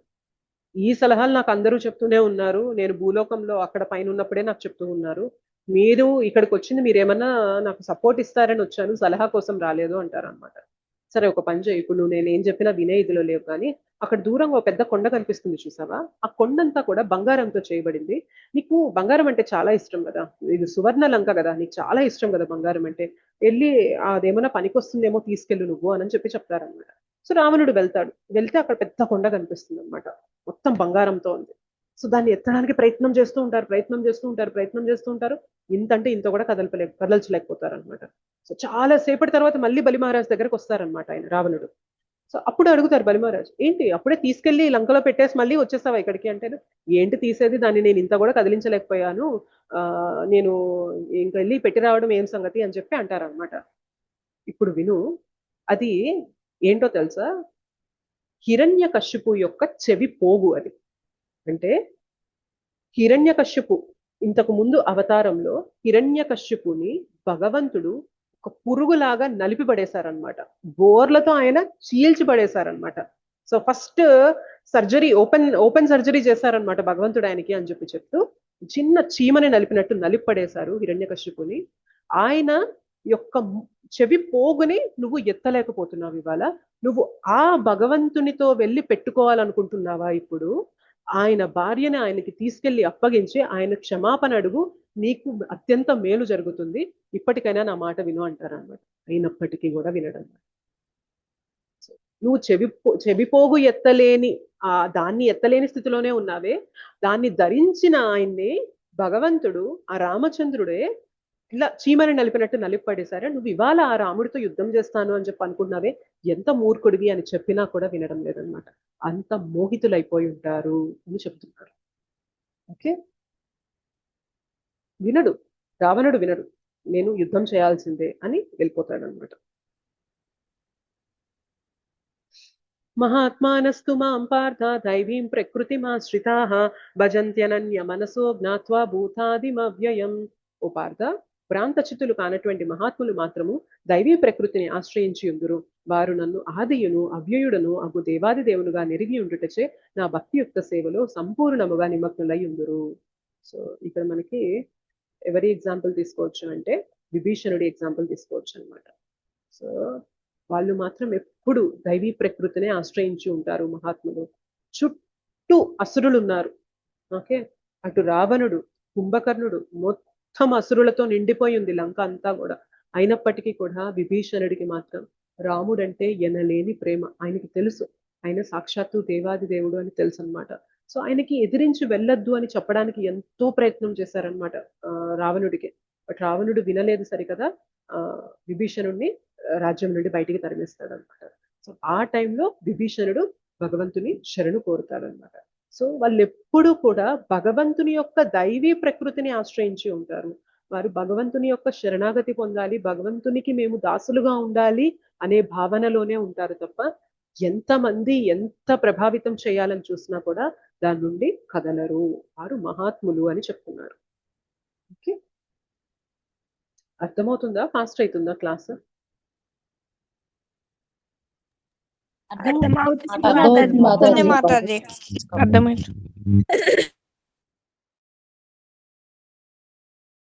ఇంకేమంటున్నారు చూద్దాం. సతతం కీర్తయంతో మాం యతంతశ్చ దృఢవ్రతాః నమస్యంతశ్చ మాం భక్త్యా నిత్యయుక్తా ఉపాసతే. ఈ మహాత్ములు సదా నా మహిమలను కీర్తించుచు దృఢ నిశ్చయంతో యత్నించుచు నా ముందు నమస్కరించుచు నన్ను నిత్యము భక్తితో పూజింతురు. సో మహాత్ములు ఎప్పుడు ఏం చేస్తూ ఉంటారంటే భగవంతుని యొక్క గుణగణాలు అనేవి కీర్తిస్తూ ఉంటారు. దృఢ నిశ్చయంతో భక్తిలో మనము పురోగతి సాధించాలి అనే ప్రయత్నం చేస్తూ ఉంటారు. అండ్ భగవంతుని ముందు ఎప్పుడు ప్రణమిల్లుతూ ఉంటారు. అండ్ నిత్యము భక్తితో పూజిస్తూ ఉంటారు అని చెప్తారు అనమాట. మీకు తెలుసా, యమరాజుకి యమభటులకి మధ్యన ఒక సంభాషణ జరుగుతుంది అనమాట.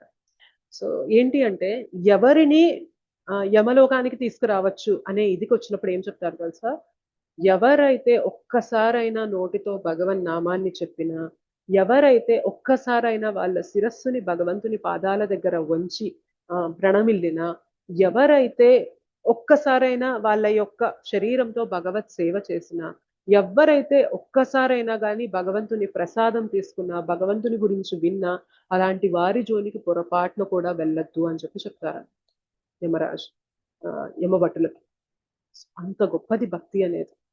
సో ఎన్నో ఎన్నో ఎన్నో జన్మల పాపాలన్నిటినీ కూడా వేర్లతో పెకిలించి వేసేస్తుంది భక్తి. అంత శక్తి ఉంది భక్తికి. బట్ అది మనం తెలుసుకోలేకపోతున్నాం. మనకి కనిపించట్లేదు బేసిక్గా. మనకి ఎప్పుడు కూడా కళ్ళకి కనిపించేదే నమ్మాలి అనే భ్రమలో బ్రతికాం కాబట్టి ఇప్పటిదాకా ఇది మనకి తెలియడం లేదు. కానీ ఏమంటారంటే ఒక్క హరినామం ఎన్ని పాపాలని తీసేయగలదు అంటే, ఒక జీవుడు తను ఇప్పటిదాకా అన్ని పాపాలు చెయ్యాలని ప్రయత్నం చేసినా కూడా చెయ్యలేడంట. ఒక్క హరినామం అన్ని పాపాల నుండి మనకి విముక్తి కలిగించగలదు అని అంటారు. అసలు అన్ని పాపాలు మనం చెయ్యను కూడా చెయ్యలేము అని చెప్పి చెప్తున్నారు అనమాట. అంత గొప్పది హరినామము, అంత గొప్పది భగవద్భక్తి. ఓకే, మనందరికీ ఆ ఛాన్స్ ఉంది. మహాత్ముడయ్యే ఛాన్స్ అందరికీ ఉంది. ఆత్మగా ఉన్నాం ఇవాళ మనం. ఆత్మగా ఉన్న మనము మహాత్మగా అవ్వాలి అంటే ఒక్కటే భగవద్భక్తి అనేది మనం చేయగలిగాం అనుకోండి, ఆ మహాత్ముల స్థానంలో మనకి కూడా ఎక్కడో చివరిలో అయినా కానీ ఒక చిన్న స్థానం అనేది దొరకచ్చు. ప్రయత్నం అయితే చేయాలి కదా.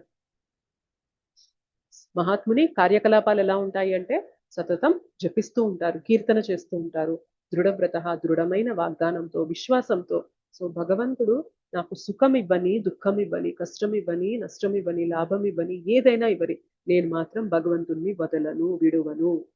ఆయనే నా స్వామి, నేను ఆయన సేవకుణ్ణి అనే భావనతో దృఢ విశ్వాసంతో ముందుకు వెళ్తూనే ఉంటారు అనమాట. జీవితంలో ఎన్ని ఒడిదుడుకులు వచ్చినా కానీ వాళ్ళు భక్తిని విడువరు. నమస్యంత ప్రణామాలు అర్పిస్తూ ఉంటారు. నిత్యయుక్త ఎల్లప్పుడూ లీనమై ఉంటారు భగవద్భక్తిలో. ఓకే, సో ఇతర రకాల ఆరాధకులు మనకి పరోక్షంగా ఆరాధిస్తూ ఉంటారు. కొందరు ఏకత్వేనా అంటే వీరేంటంటే మేము భగవంతుడు ఒకటే అనే భావనలో ఉంటారనమాట. ఇది మనకి 12వ అధ్యాయంలో వస్తుంది. సో అక్కడ మనం డిస్కస్ చేయడానికి ప్రయత్నం చేద్దాము. పృథక్వేనా అంటే ఏంటి అంటే దేవతల ఆరాధన కూడా చేస్తూ, నానావిధ శాఖలు దేవతల ఆరాధన చేస్తూ భగవంతుణ్ణి గురించి ఆరాధన చేయాలి అని ప్రయత్నం చేస్తూ ఉంటారు. బహుధా విశ్వతోముఖ అంటే విశ్వరూపాన్ని ఆరాధిస్తూ ఉంటారు అనమాట వీళ్ళు. సో ఇలా మనకి వివిధ రకాల ఆరాధనల గురించి కూడా ఈ అధ్యాయంలో చెప్పబడింది. అయితే ఇంకేమంటున్నారు అంటే యాంతి దేవవ్రత దేవాన్ పితృన్ యాంతి పితృవ్రతాః భూతాని యాంతి భూతేజ్య యాంతి మధ్యాజినోపి మాం. దేవతలను పూజించువారు దేవతలలో జన్మింతురు, పితృదేవతలను పూజించువారు పితృలోకమున చేరుతురు, భూత ప్రేతములను పూజించువారు వానియందే జన్మింతురు, కానీ నన్ను పూజించువారు నాతోనే నివసింతురు. సో కొందరు దేవీ దేవతల ఆరాధన చేస్తూ ఉంటారు కోరికల కోసం. సో వాళ్ళు ఏంటి అంటే దేవతా లోకాలకి వెళ్తూ ఉంటారు, స్వర్గలోకాలకి వెళ్తూ ఉంటారు. బట్ ఇందాక అనుకున్నాం కదా, స్వర్గలోకాలకు వెళ్ళినా కూడా అక్కడక్కడే తిరుగుతూ ఉంటాం. మనం జన్మ వృత్తి జరా వ్యాధి చక్రం నుండి బయట పడలేమన్నమాట. స్వర్గలోకాలకు వెళ్ళినా కూడా అది కూడా టెంపరీ. పితృదేవతలను ఆరాధించే వాళ్ళు కొందరు ఉంటారు. వాళ్ళు ఏంటి అంటే పితృలోకాలకి వెళ్తూ ఉంటారు. కొందరైతే ఇంకా భూత ప్రేతాలని కూడా ఆరాధించే వాళ్ళు ఉంటారు. సో సొసైటీలో ఇట్లాంటి వాళ్ళని కూడా మీరు వినుంటారు కనీసం. సో వాళ్ళు ఏంటి అంటే ఆ భూత ప్రేత లోకాలకి చేరుతూ ఉంటారు. కానీ ఎవరైతే నన్ను ఆరాధన చేస్తారో వాళ్ళు నా ధామానికి వచ్చి నాతో పాటు నివసించగలరు అని చెప్తున్నారు. తారతమ్యాలు ఇది నిన్న మనం ఆల్రెడీ డిస్కస్ చేసుకున్నాం, భగవంతుని ఆరాధన దేవతల ఆరాధన గురించి. సో ఇక్కడ ప్రేరణ ఏంటి అంటే భగవంతుని ఆరాధించేటప్పుడు ప్రేమ మరియు సేవనే కేంద్రం అవుతుంది. దేవతల ఆరాధనలో ఏమవుతుంది అంటే భౌతిక కోరికలే కేంద్రం అవుతాయి. వాళ్ళు ఏమి ఇస్తారు అంటే మనకి ఏదైతే అవసరమో భగవంతుడు అది ఇస్తారు. ఆ రోజు చెప్పుకున్నాం కదా ఎగ్జాంపుల్, మనము ఒక చిన్న పాపకి జలుబు చేస్తుంది, తల్లిదండ్రులు ఎంత పాప మారం చేసినా గోల చేసినా కూడా వాళ్ళు ఐస్ క్రీమ్ ఇవ్వడానికి సిద్ధపడరు. డబ్బులు లేక ప్రేమ లేక కాదు, బట్ ఏంటి అంటే అది నీకు ఇప్పుడు మంచిది కాదు కాబట్టి నీకు ఇవ్వడం లేదు. బట్ దేవతలు ఏంటి అంటే ఒక షాప్ కీపర్ లాగా ఆ రోజు అనుకున్నాం కదా. సో డబ్బులు వెళ్ళి ఇచ్చామా మనకి దానికి వర్త్ ఏదైతే ఐటమ్ ఐస్ క్రీమ్ అడుగుతున్నామో అది ఇచ్చేస్తారు వాళ్ళు. సో వాళ్ళు దానికి కట్టుబడి ఉండాల్సి వస్తుంది. సో వాళ్ళకి కూడా ఇచ్చే శక్తి భగవంతుడి నుండే వస్తుంది అన్నమాట. ఓకే, సో భగవంతుడి దగ్గర ఏంటి అంటే ప్రేమ సెంటర్ అవుతుంది అనమాట. మనకి మంచిదా భగవంతుడు ఇచ్చేస్తారు, మనకి మంచిది కాదా మనం ఎంత ఏడ్చి గింజుకున్నా కూడా భగవంతుడు ఇవ్వాలి అని అనుకోడు. సో ఆశీర్వాద ఫలాలు ఏంటి అంటే భగవంతుడు ఇచ్చేది ఎప్పుడు కూడా శాశ్వతంగా ఉంటుంది, దేవతలు ఇచ్చేవి తాత్కాలికంగా ఉంటాయి. ఎందుకంటే వీళ్ళు భౌతిక కోరికలే ఇవ్వగలుగుతారు కాబట్టి భౌతిక కోరికల నుండి వచ్చే ప్రతిఫలం అనేది ఎప్పుడు తాత్కాలికమే. భగవంతుడు భౌతికమైన కోరికలని ఇస్తూ కూడా మనల్ని ఆధ్యాత్మికత వైపు నడిపిస్తూ ఉంటారు. ఓకే, ధృమరాజు విషయంలో తెలుసుకున్నాం కదా. సో ఆయన్ని కంప్లీట్ గా ప్యూరిఫై చేసేసారు, పవిత్రుని చేసేసారు. సో అవి ఏంటి అంటే ఆ ఫలితం అనేది శాశ్వతమైన ఫలితము. కృష్ణుడు ఎలా ప్రతిస్పందిస్తాడు, అనన్యాశ్చింతయంతో మాం ఏ జనాః పర్యుపాసతే తేషాం నిత్యాభియుక్తానాం యోగక్షేమం వహామ్యహం. ఓకే, నరసింహ ప్రభుజీ.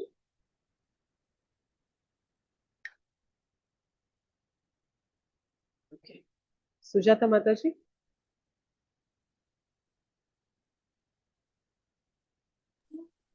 మాతాజీ చదవండి మాతాజీ. మాతాజీ. ప్రణామాలు మాతాజీ.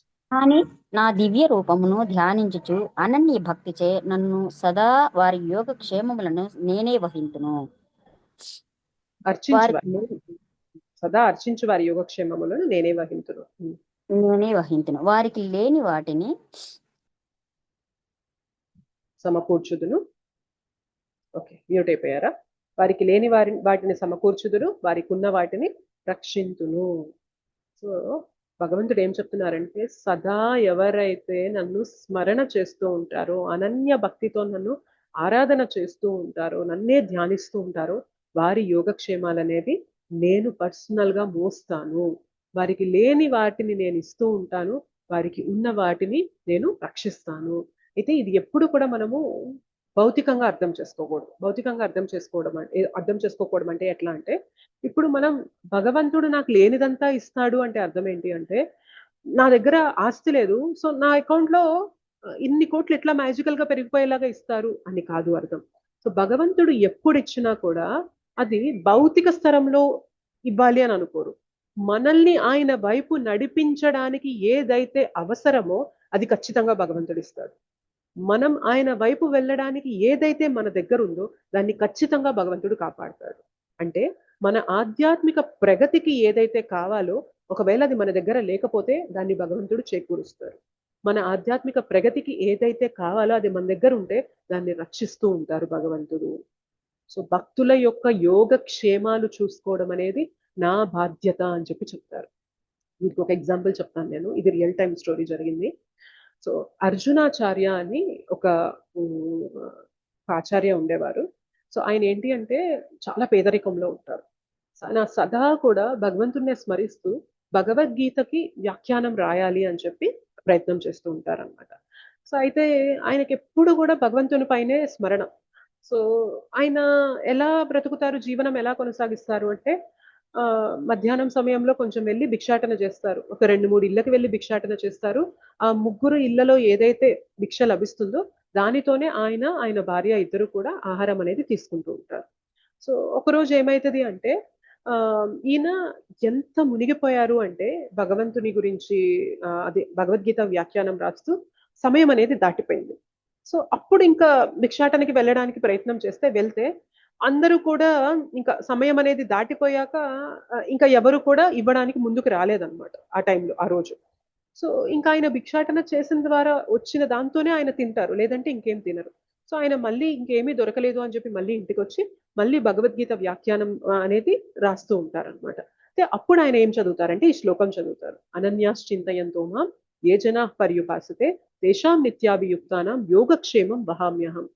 యోగక్షేమం వహామ్యహమా, భగవంతుడు వారి యొక్క యోగక్షేమాలు మోస్తారా?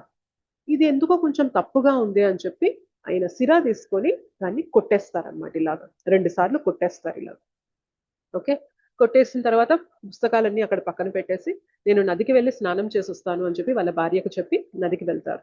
అంతలోపు ఏమవుతుంది అంటే, ఒక 2 పిల్లలు మొత్తం సామాన్ అంతా కూడా మోసుకొని ఇంటికి వస్తారనమాట. సో వాళ్ళ ఇంటి తలుపు కొడతారు. ఆవిడ వాళ్ళ వైఫ్ ఓపెన్ చేస్తారు, అర్జునాచార్యుడి సతీమణి ఓపెన్ చేస్తారనమాట. ఓపెన్ చేసినప్పుడు ఎవరు మీరు అంటేను, మమ్మల్ని మా గురువు గారు పంపించారండి, అదే మీ పతిదేవుడు ఎవరైతే ఉన్నారో ఆయనే మా గురువు గారు, సో ఆయన మమ్మల్ని పంపించారు, ఇవన్నీ మీకు ఇవ్వమన్నారు అని చెప్తారు. అవునా అని చెప్పి సరే అని ఆవిడ తీసుకుంటారు అనమాట. ఆ పిల్లలు ఎప్పుడైతే ఇట్లా వెనక్కి తిరిగి వెళ్ళబోతూ ఉంటారో, ఆగండి నేను మీకు భోజనం చేసి పెడతాను తిందురు అంటే, లేదు లేదు లేట్ అయితే మా గురువు గారికి కోపం వస్తుంది, మేము వెళ్ళిపోవాలి అని చెప్పి చెప్తారు. ఎప్పుడైతే ఇలా తిరుగుతారో ఒక బాబుకి వీపు పైన 2 పెద్ద ఘాట్లు పడి ఉంటాయి అనమాట. సో అది చూడగానే ఆ మాతాజీకి గుండె కరిగిపోతుంది అనమాట. ఏంటి ఇంత ఇదిగా ఎట్లా వాతలు పడేలాగా ఎవరు కొట్టారు మిమ్మల్ని అంటేను, మా గురువు గారే కొట్టారండి అని అంటారు. ఇప్పటికి చాలా బాధ వస్తుంది. ఏంటి ఈయన ఇట్లాంటి వ్యక్తినా, ఎంత గొప్ప వ్యక్తి అనుకున్నాను ఇప్పటిదాకా ఈయనని, ఈయనేంటి ఇంత కఠినంగా ఉన్నారా ఇంత చిన్న పిల్లలతో అని చెప్పి ఆమెకి చాలా బాధ కలుగుతుంది అనమాట. సో ఆయన ఎప్పుడైతే ఇంటికి వస్తారో నది నుండి స్నానం చేసి రాగానే ఆవిడ అడుగుతుంది అనమాట, మీరు ఇంత క్రూరంగా ఎప్పుడు మారిపోయారు, చిన్న పిల్లల్ని మీరు ఇలా కొడుతున్నారా అని చెప్పి చెప్తే, ఏం మాట్లాడుతున్నావు నువ్వు, చిన్న పిల్లలు ఏంటి, కొట్టడం ఏంటి, క్రూరంగా మారడం ఏంటి అని అంటారనమాట ఆయన.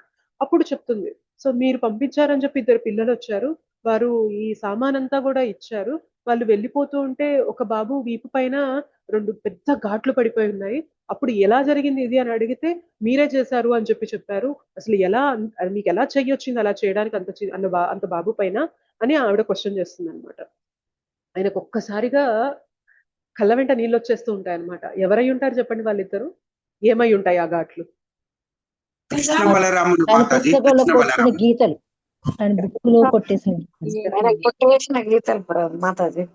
వాళ్ళిద్దరూ ఎవరో కాదు, కృష్ణ బలరాములే వస్తారనమాట. సో ఈయన భిక్షాటన చేసి తింటేనే ఆయనకి పూట అనేది గడుస్తుంది. ఆయనేమో భగవద్గీతకి టీకాలు రాసుకుంటూ ఆయన మునిగిపోయారు. ఆయనకి ఇది సందేహం వచ్చిందనమాట, ఇది ఎలా జరుగుతుంది, యోగక్షేమాల్ని నేను చూసుకుంటాను అని అంటున్నారు భగవంతుడు, ఇది ఎలా జరిగిద్ది అని సందేహం వచ్చి కొట్టేసినప్పుడు ఆ కొట్టేసిన 2 ఎర్ర సిరా గీతలు భగవంతుని శరీరం పైన 2 పెద్ద ఘాట్లుగా పడ్డాయన్నమాట. సో అది తెలుసుకోగానే ఆయన మనసు కరిగిపోతుంది. ఇమీడియట్ గా వెళ్ళేసి ఆ 2 చెరిపేస్తారు. అంటే ఇక్కడ అర్థం చేసుకోవాలి, భగవంతుడు ఈయన తినాలి అంటే భగవంతుడే వచ్చి సాక్షాత్తు ఇస్తున్నారు, ఇక్కడ ఆహారాన్ని సప్లై చేస్తూ చెప్తున్నారు, యోగక్షేమం వహామ్యహం, నేను చేస్తానో చేయనో అని నీకు డౌట్ వచ్చి కదా కొట్టేశావు, ఇవాళ నీ యోగక్షేమాలు కూడా నేనే చూసుకుంటున్నాను అని చూపిస్తూ తన వెనక ఘాట్లు కూడా చూపిస్తూ ఏమంటున్నారంటే, నువ్వు భగవద్గీత పైన గీసిన గీతలు అవి నా శరీరం పైన పడుతున్నాయి. అంటే భగవద్గీత నేను వేరు కాదు, ఇద్దరు. భగవద్గీత అంటే భగవంతునికి భగవద్గీతకి అభేదం. ఇది మనం మొదటి క్లాస్ లో కూడా తెలుసుకున్నాం. సో భగవంతునికి భగవద్గీతకి అభేదం అన్నమాట. భగవంతుడు సాక్షాత్తుగా నిరూపిస్తున్నారు ఏంటి అంటే, నా భక్తుల యోగక్షేమాలు నేను మోస్తాను, నా బాధ్యత అది. మీరు నా గురించి పరితపిస్తూ ఉన్నప్పుడు మీ గురించి నేను కాకపోతే ఇంకెవరు పట్టించుకుంటారు? మీకేది కావాలో, మీకు ఏది మిమ్మల్ని నా వైపు తీసుకొస్తుందో అవన్నీ ఇచ్చే బాధ్యత నాది అని భగవంతుడు చెప్తున్నారు. కానీ మనకి రాంగ్ క్యాలిక్యులేషన్ ఉండకూడదు, నా భౌతిక కోరికలన్నీ భగవంతుడు తీరుస్తాడు కాదు, అది కాదు దీని అర్థం. ఓకేనా? అర్థమైందా? క్లియరా ఈ శ్లోక? అర్థమైంది మాతాజీ. అర్థమైంది మాతాజీ. ఇంకేమంటున్నారో చూద్దాం. భక్తి యొక్క మహిమలు. సో KIN అయింది. ఇప్పుడు భక్తి యొక్క మహిమల గురించి తెలుసుకున్నాం. భక్తి చాలా సరళమైంది. పత్రం పుష్పం ఫలం తోయం యో మే భక్త్యా ప్రయచ్చతి తదహం భక్త్యుపహృతం అశ్నామి ప్రయతాత్మనః. ఎవరైనాను నాకు ప్రేమతోను భక్తితోను పత్రమును గాని పుష్పమును గాని ఫలమును గాని లేదా జలమును గాని అర్పించినచో దానిని స్వీకరింతును. సో భగవంతుడికి మనం ప్రేమతో పెట్టిన ఒక పువ్వును కానీ, ఇంత నీరుని కానీ, ఇంత పండుని కానీ, ఇంత ఆకుని, మన తులసి దళాన్ని కానీ భగవంతుడు ఎంతో ప్రేమగా దాన్ని స్వీకరిస్తారు అని చెప్తున్నారు అనమాట. సో దీనికి ఎగ్జాంపుల్ ఏంటి అంటే, దుర్యోధనుడు భగవంతుని యొక్క సపోర్ట్ కావాలి అని చెప్పి పెద్ద చెప్పన్ బొక్ ఏర్పాటు చేస్తారనమాట. పెద్ద విందు, పెద్ద బస ఏర్పాటు చేస్తారు భగవంతుడికి. అయితే భగవంతుడు అంటారనమాట, నాకు ఆకలి లేదు దుర్యోధన, అండ్ నువ్వు నా భక్తుల్ని ఇబ్బంది పెడుతున్నావు కాబట్టి నీ దగ్గరకు వచ్చి నీ సేవలు అందించుకోవాలనే కోరిక కూడా నాకు లేదు, నేను ఇప్పుడు నీ దగ్గరికి రాను అంటారు. రాను అని చెప్పి ఎవరింటికి వెళ్తారు తెలుసా?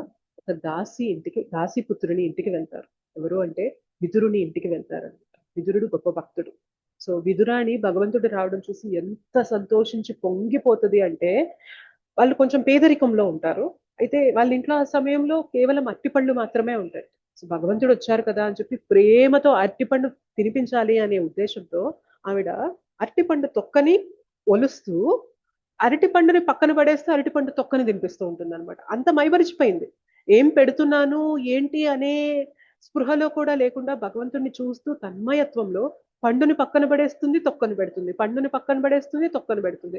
భగవంతుడు మాట్లాడకుండా తొక్కని కూడా ప్రీతిగా స్వీకరించారు. అక్కడేమో దుర్యోధనుడు, నీకు బోలెడన్ని రకాలు ఏర్పాటు చేసి పెడతాను కృష్ణ రా అంటే ఏమన్నారు, నేను రాను, నాకు ఆకలి లేదు అంటారు. ఇక్కడేమో తన భక్తురాలి ఇంటికి వచ్చి, నువ్వు ప్రేమగా పండు కాదు కదా, నువ్వు పండు తొక్కని పెడుతున్నా కూడా నేను తీసుకుంటాను, నాకు కావాల్సింది ఇది కాదు, పైపైన కనిపించేవి కాదు, దాని వెనక నీ భావం ఉంటుంది చూసావా, నీ మనస్సు పెట్టి పెడుతున్నావు చూసావా, అది నాకు కావాల్సింది అంటారన్నమాట భగవంతుడు. సో భక్తి చాలా సులభమైందండి. భక్తి చేయాలి అంటే మనకి కావాల్సింది ఏంటి అంటే ప్రేమ. భగవంతుడిని ప్రేమించాలి అనే భావం ఎప్పుడైతే ఉంటుందో మనం ఏది ఇచ్చినా కానీ ప్రీతిగా తీసుకుంటారు. అంటే మనమేమో సుఖభోగాలు అనుభవిస్తూ అష్టైశ్వర్యాలు అనుభవిస్తూ భగవంతునికి జస్ట్ ఇంత గ్లాసులో నీళ్లు పెడతాను అంటే కాదు, అది కాదు అర్థం. మనం ఏ విధంగా బ్రతుకుతున్నామో దానికి తగ్గది భగవంతునికి ప్రేమతో అర్పించినప్పుడు భగవంతుడు తీసుకుంటారు. ఒకవేళ మన దగ్గర ఏమీ లేవు, కటిక పేదరికంలో బ్రతుకుతున్నా కూడా ఇంత గ్లాసులో నీరు పెట్టిన, అంత ఏదన్నా ఒక చెట్టుకి కాచిన ఒక పువ్వు తీసుకొచ్చి భగవంతుని పాదాల దగ్గర పెట్టిన, అంత తులసి పత్రాల్ని ఆకుల్ని తీసుకొచ్చి భగవంతుని పాదాల దగ్గర పెట్టినా కానీ ఎంతో ప్రీతిగా తీసుకుంటారనమాట. తీసుకున్నారా లేదా? విదురాణి దగ్గర సుధామ ప్రేమతో గుప్పెడు అటుకులు తెచ్చారు, ఆయనవి కావు అటుకులు, అరుగు తీసుకొని మరీ తీసుకెళ్లాడనమాట. భగవంతుని దర్శించడానికి వెళ్తున్నప్పుడు ఉత్త చేతులతో నేను ఎలా వెళ్ళగలను అని చెప్పి ఇన్ని అటుకులు మూట కట్టుకొని వెళ్ళారనమాట. ఎంత ప్రీతిగా తిన్నారంటే భగవంతుడు, అటుకులు మూట తీసుకొని ఎంత తృప్తిగా తిన్నారంటే భగవంతుడు. ఆ పక్కన రుక్మిణీదేవి అడుగుతుంది, స్వామి ఇంకాపండి, స్వామి ఇంకాపండి, మీరు తినే ఒక్కొక్క ముద్దకి ఆయన జీవితం అక్కడ మారిపోతూ ఉంది, నాకు తెలుస్తుంది, ఇంకాపండి అని అంటుంది అనమాట మన రుక్మిణీదేవి. సో భగవంతుడికి కావాల్సింది ఆ ప్రేమ. సుధామ జంకుతాడనమాట, భయపడతాడు, అయ్యో భగవంతుడు ఏంటి, ఈ ఐశ్వర్యాలు ఏంటి, నేను తెచ్చింది నేను ఎలా ఇవ్వను అంటారు. కానీ భగవంతుడు ఒప్పుకోడు, నాకు నువ్వు ఇవ్వాల్సిందే, నువ్వు నా కోసం ఏదో తెచ్చుంటావు ప్రేమగా, అది నేను తీసుకుంటాను అని చెప్పి ఎంత ప్రియంగా అటుకులు తీసుకుంటారంటే అది తినే కొద్దీ సుధామ యొక్క జీవితం అనేది అక్కడ మారిపోతూ ఉంటుంది అనమాట. పేదరికం నుండి ఐశ్వర్యాలు, అష్టైశ్వర్యాలు అనేవి అక్కడ పెరిగిపోతూ ఉంటాయి సుధామకి. సో భగవంతుడికి కావాల్సింది ఆ ప్రేమ. ఆ ప్రేమ ప్రతి ఒక్కరం కూడా ఇవ్వగలము. దానికి ఎలాంటి అర్హతలు, ఎలాంటి స్థాయి అవసరం లేదు. ప్రేమించాలి అనే ఒక మనస్సు భావన ఉంటే ఆ భావనకి భగవంతుడు కట్టుబడతారు.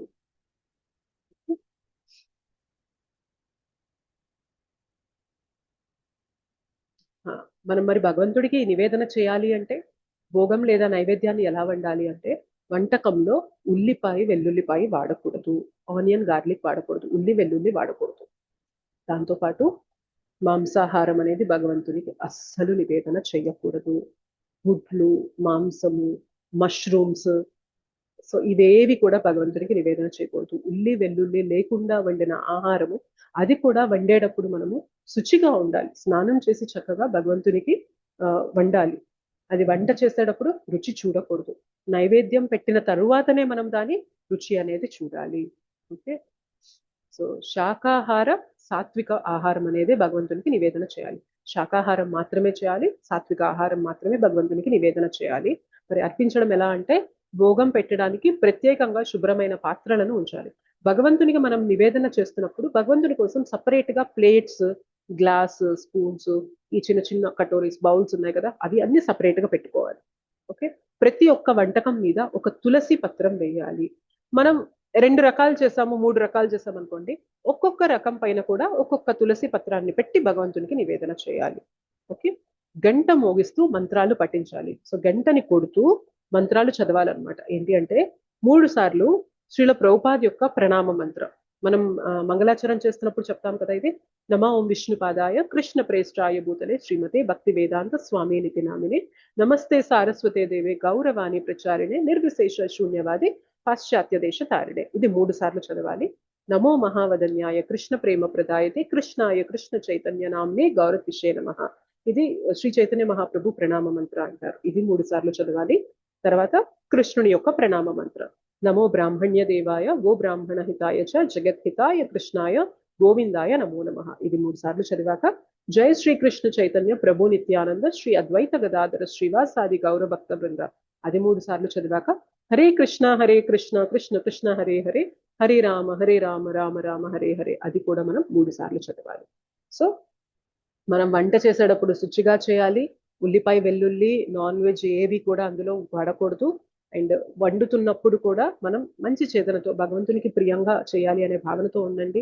భగవంతుని కోసం ఒక సపరేట్ సెట్ అనేది పక్కన పెట్టుకోవాలి. ప్లేట్స్, స్పూన్స్, గ్లాసెస్ అవన్నీ పక్కన పెట్టుకొని ప్రతి వంటకం పైన కూడా ఒక్కొక్క తులసి ఆకుని పెట్టి భగవంతునికి నివేదన చేయాలి. నివేదన చేయకముందు రుచి చూడకూడదు. ఓకే. దేవుని చేశాక మనం గంట కొట్టి మంత్రాలు చదివి తలుపులు క్లోజ్ చేయాలి. ఒకవేళ తలుపు లేకపోతే కర్టన్ కానీ ఏదన్నా పెట్టుకొని అది క్లోజ్ చేసేసి 15 నిమిషాల పాటు మూసి ఉంచాలి. ఈ 15 నిమిషాల లోపు కనీసం 2 మాలలైనా చేసుకోవచ్చు. ఓకే. అంటే 2 మాలలు హరే కృష్ణ మహామంత్ర జపం అనేది చేసుకోవచ్చు. చేసుకున్న తర్వాత మళ్ళీ మెల్లగా చప్పట్లు కొట్టి, లేదా తలుపు ఉంటే తలుపుని మనం తలుపు తట్టి, అట్లా తలుపు ఓపెన్ చేసి కర్టన్ ఓపెన్ చేసి లోపలికి వెళ్ళి దండం పెట్టుకొని ఆ ప్రసాదాన్ని తీసుకొని బయటకు తీసుకొచ్చి ప్రతి ఒక్క ఐటమ్ మళ్ళీ మనం చేసుకున్న వంటకంలో కలపాలి. ఇప్పుడు మనం రైస్ చేసాము, ఆ రైస్ ని తీసుకెళ్లి మనం వండిన రైస్ పాత్ర ఉంటుంది కదా, అందులో కలిపేసుకోవాలి మొత్తం. మళ్ళీ కర్రీని ఏ కర్రీలో ఆ కర్రీ కలిపేసుకోవడం, దాల్ని దాల్లో, రసంని రసంలో. సో మనం ఏమేమి ఐటమ్, స్వీట్ చేస్తే స్వీట్ని స్వీట్లో, అట్లా దేనికి దానికి కలిపేసేసుకొని మనము అప్పుడు వడ్డించుకొని తినాలి అని చెప్తున్నారు అనమాట. ఇది భోగ నివేదన చేసే పద్ధతి. నివేదన చేసిన తర్వాత మనం స్వీకరించే పద్ధతి. అయితే భగవంతునికి భోగా అర్పించినప్పుడు ఏం జరుగుతుంది అంటే, భగవంతుడు మనం చేసిన దాంట్లో ఎంతో కొంత పాపం అనేది జరుగుతూ ఉంటుంది. మనం సంపాదించేటప్పుడు పాపం జరుగుతుంది, పంట పండించేటప్పుడు ఎన్నో క్రిమికీటకాలు చనిపోతూ ఉంటాయి, వంట వండేటప్పుడు ఎన్నో క్రిమికీటకాలు చనిపోతూ ఉంటాయి. మనకి తెలిసి తెలియకుండా ఎంతో హాని అనేది జరుగుతూ ఉంటుంది. అది మనం భగవంతునికి నివేదన చేయకుండా తినేసాం అనుకోండి, పాపాన్ని భుజించిన వాళ్ళం అవుతాం. 3వ అధ్యాయంలో తెలుసుకున్నాం కదా, భగవంతునికి నివేదన చేసిన ఆహారాన్ని స్వీకరించాలి అని చెప్పి.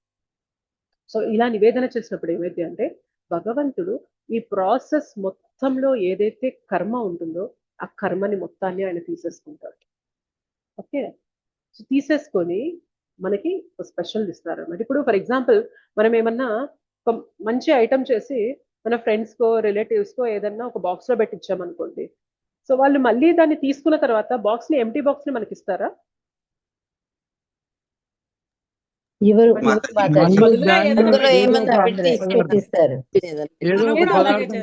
డబ్బాలు అలాగే పక్కకు పెట్టి వాళ్ళకి ఖాళీ డబ్బా ఇవ్వకూడదు, మనం కూడా ఏదైనా వాళ్ళకి పెట్టిద్దాము అని మనం వండిన వెంటనే కొద్దిగా ఎంగిల్ చేయకముందే తీసి మనం వాళ్ళకి ఇస్తాం. కరెక్ట్ కదా. సో అట్లానే భగవంతుడు కూడా మరి మనం ప్రేమగా తీసుకెళ్లి పెడుతున్నాం కదా, భగవంతుడేమో ఆహారాన్ని తీసుకుంటున్నారు. కొన్ని ఆహారాన్ని తీసుకుంటున్నారంటే 4 గులాబ్ జాములు పెడితే 4 గులాబ్ జాములు 2 తిని 2 ఉంచుతున్నారా మనకి అంటే అది కూడా కాదు. ఆయన స్వీకరించడం అంటే మనలాగా నోటితో తినాల్సిన అవసరం లేదు, ఆయన చూపుతోనే అదంతా కూడా స్పిరిచువలైజ్ చేయగలరు అనమాట. సో దాంట్లో ఉన్న పాపాన్నంతా తీసేసుకుంటారు అండ్ మనం ఇచ్చింది తీసుకుంటున్నారు. మనకి తిరిగి ఇవ్వాలి కదా, ఎంటీగా ఇవ్వలేరు కదా భగవంతుడు. మరి ఏం పెట్టిస్తున్నారు తెలుసా? ఆ ప్రసాదంలో భగవంతుని యొక్క కృపని పెట్టి ఇస్తున్నారు. ఓకే, అందుకనే భగవంతునికి నివేదన చేసిన ఆహారాన్ని తీసుకుంటూ ఉంటే, ప్రసాదం తీసుకుంటూ ఉంటే ఏమవుతుంది అంటే మెల్లమెల్లగా చేతన అనేది చేంజ్ అవుతుంది.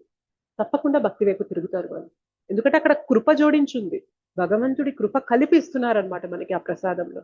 సో ప్రసాదం తీసుకునే వ్యక్తి, అందుకే చాలా మంది మిగిలిన వాటికి అంత ఇష్టపడరు. జపం చేయమన్నా చేయకపోవచ్చు, భగవద్గీత క్లాస్ వినండి అన్నా వినకపోవచ్చు, ఇంకే విధంగా అయినా కానీ భగవంతునికి కనెక్ట్ అవ్వాలి అని అనుకోకపోవచ్చు. కానీ ప్రసాదం దగ్గర మాత్రం ప్రతి ఒక్కరం రెడీగా ఉంటాం కదా, అది ఎవరం కాదని చెప్పం కదా. సో భగవంతుడు దాన్ని కూడా మాధ్యమంగా తీసుకొని దాని ద్వారా కూడా కృపనిస్తున్నారు అనమాట. ఎంత ఎంత మర్సిఫుల్ కదా, ఆలోచించండి. ఎంత ఈగర్గా ఉన్నారో భగవంతుడు, మీరు వీలైనంత తొందరగా నా వైపు రండి, మీరు ఇక్కడ ఉండొద్దు, ఇక్కడ ఉంటేనే కష్టాలు. సరే మీరు అవన్నీ చేయలేకపోతున్నారా, హ్యాపీగా నా ప్రసాదమైనా తినండి, దాంట్లో నా కృపని పెట్టిస్తున్నాను. ఇప్పుడు కాకపోతే రేపు కాకపోతే ఏదో రోజు మీరు తెలుసుకుంటారు, తెలుసుకొని మీరే మళ్ళీ వచ్చి నా నామజపం చేయడము, నా కథ వినడం అనే రుచి అనేది మీకు కలుగుతుంది అని చెప్పి భగవంతుడు తన కృపని జోడించేస్తున్నారు అన్నమాట ప్రసాదం. మీరు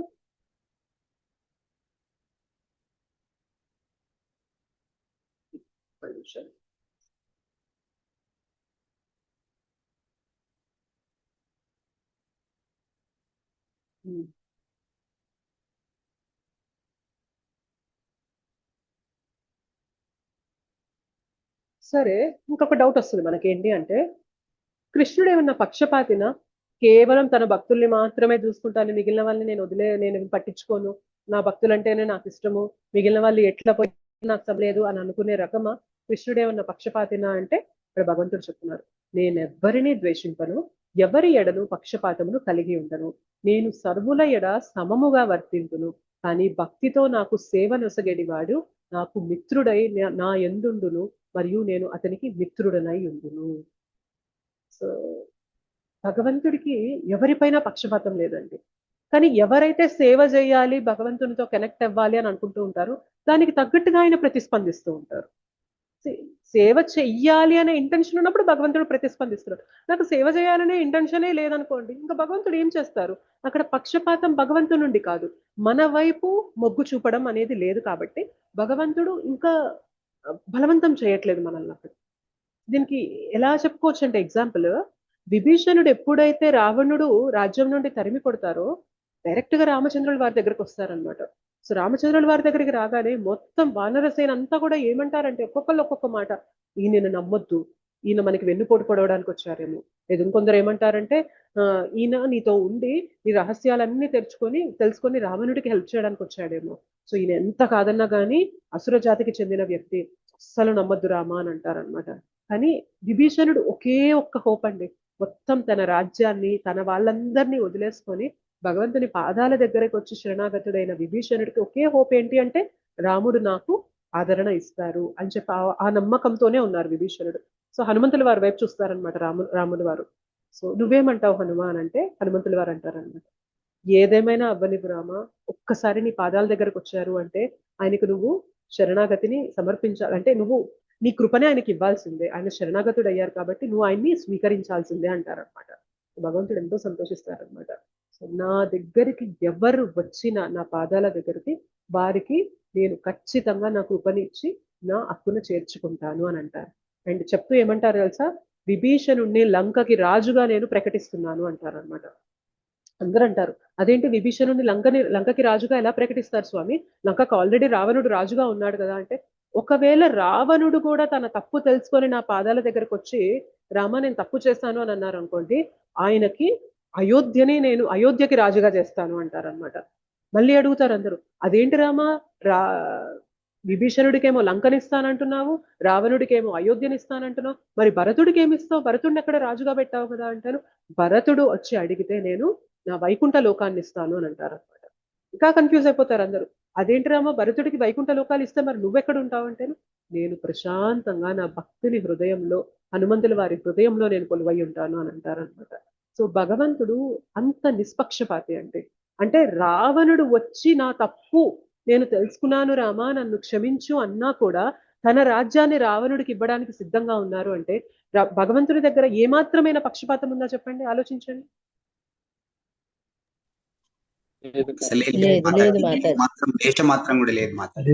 మాత్రం కూడా ఉండదన్నమాట. మనం చేయాల్సిన ధర్మము కర్తవ్యాన్ని విస్మరించి బ్రతుకుతుంటే భగవంతుడు అయినప్పటికీ కూడా మన భౌతిక అవసరాలన్నీ కూడా తీరుస్తున్నాడే, ఆయన పక్షపాతి అని అనుకోవడం అనేది మనం పెద్ద అంటే అసలు తత్వం తెలుసుకోకుండా భగవంతుని గురించి తెలుసుకోకుండా చేసే వ్యాఖ్యలు తప్ప ఇంకేదీ లేదనమాట. భగవంతుడు లేడు లేడు లేడు లేడు అని మాట్లాడే నాస్తికుడి గొంతు వెనక శక్తి కూడా భగవంతుడి నుండే వస్తుంది. ఆ విషయాన్ని గ్రహించలేడనమాట. ఓకే, సో భగవంతుడు అందరి పోషణ చూసుకుంటూ ఉంటారు. అందరూ కూడా బాగుండాలి అని కోరుకునే వ్యక్తి భగవంతుడు అనమాట.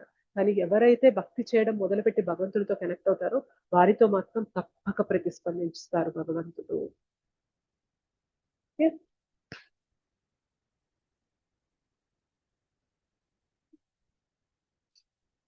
సో అతడు శీఘ్రమే ధర్మాత్ముడై శాశ్వతమైన శాంతిని పొందును. ఒక ఉంటే నా భక్తుడు ఎన్నడను నశింపడని ధైర్యముగా ప్రకటింపుము.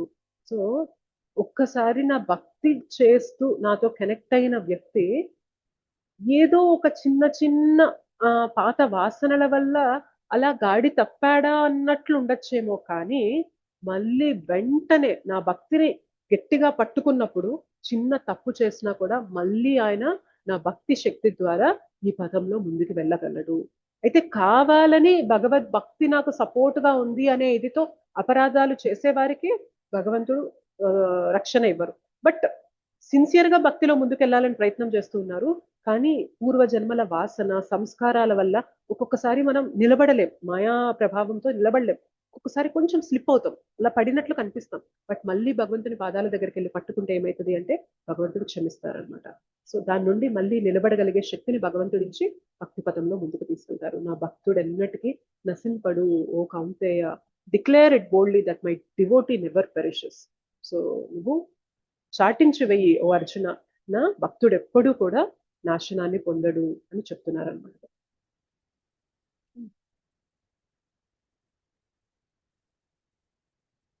సో దుఃఖాలు కష్టాల నుండి స్వేచ్ఛ.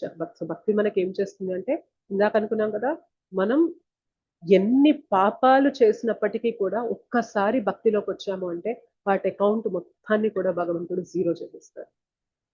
సో ఒకసారి విత్తుని వేయించామనుకోండి, వేయించిన విత్తుని నాటితే దాని నుండి మొలకెత్తుతుందా చెప్పండి? ఒక విత్తనాన్ని వేయించి దాన్ని నాటామంటే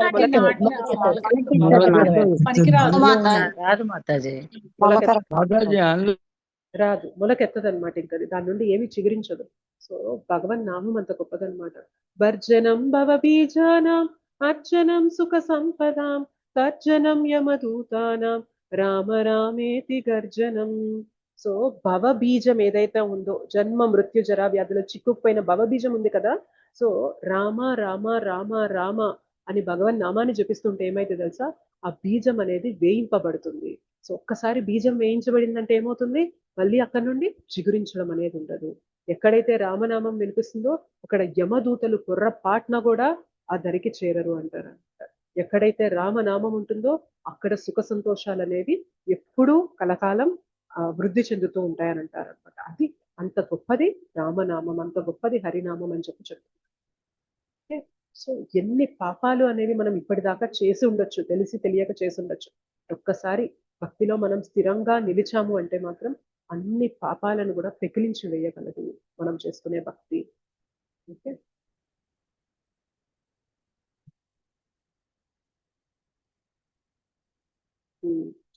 సో ప్రతి ఒక్కరిని కూడా భక్తి రక్షిస్తూ ఉంది.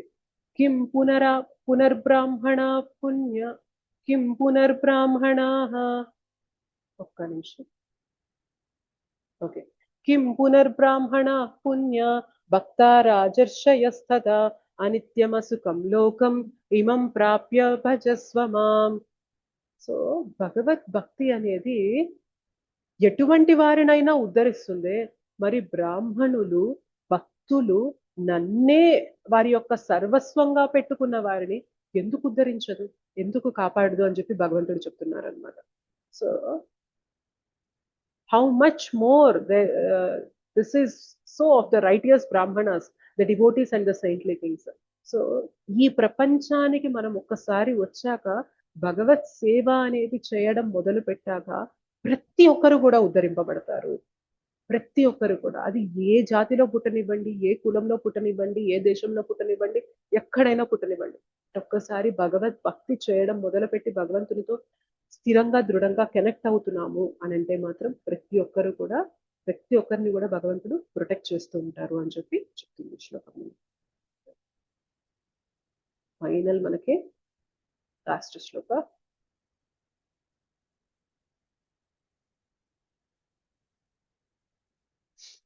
మన్మనా భవ మద్భక్తో మధ్యాజీ మాం నమస్కురు మామే వైశ్యసి యుక్త్వైవం ఆత్మానం మత్పరాయణః.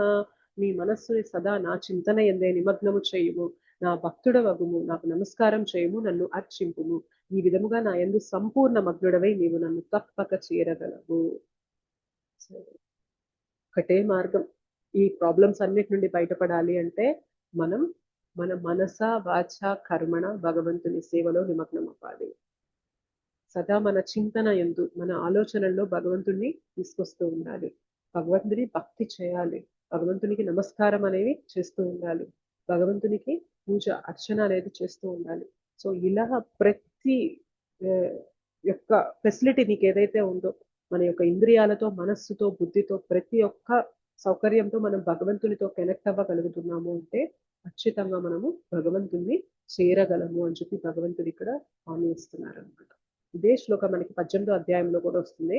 అక్కడ ఇంకా ప్రామిస్ కూడా చేస్తారనమాట. ఓకే, నేను మాటిస్తున్నాను అట్లాంటి వాళ్ళు నా దగ్గరికి ఖచ్చితంగా వస్తారు అని చెప్పి చెప్తున్నారు భగవంతుడు. సో అదే కదా మనకు కావాల్సింది. ఎందుకు ఇక్కడ ఉండాలి మనం ఈ ప్రపంచంలో? మనం శరీరాలు మారుస్తూ ఈ ప్రాబ్లమ్స్ ని పెంచుకుంటూ కొనసాగిస్తూ దావాగ్నిలో ఎందుకు మనం బగబగ మాడాలి అని ఎందుకు అనుకుంటున్నాం? మనం సుఖం లేదు అని భగవంతుడు చెప్తున్నారు. సో ఇక్కడ ఆధ్యాత్మిక, ఆదిదైవిక, ఆదిభౌతిక క్లేశాలు ఉన్నాయి. సో త్రివిధ తాపాలు ఉన్నాయి. సో మనస్సుతో పీకేస్తుంది మన మనస్సు, మనల్ని లాగేస్తుంది, మనల్ని ఎక్కడా కూడా ప్రశాంతత లేదు. ఎందుకు ఇక్కడే అడ్జస్ట్ అవుతూ ఉండాలి అని ఎందుకు అనుకుంటూ ఉన్నాం? మనం ప్రశాంతంగా భగవద్ భక్తి చేసుకోవాలి. ఇదే జీవితం అనేది మనం లాస్ట్ జన్మగా వీలైనంత ప్రయత్నం చేసుకొని ఈ లైఫ్ టైంతో మనం ఇప్పటిదాకా చేసుకున్న జర్నీస్ అన్నిటికీ ఫుల్ స్టాప్ పెట్టేసుకొని భగవద్ ధామానికి వెళ్ళాలి అనే ప్రయత్నంతో మనం భక్తి అనేది చేయాలి.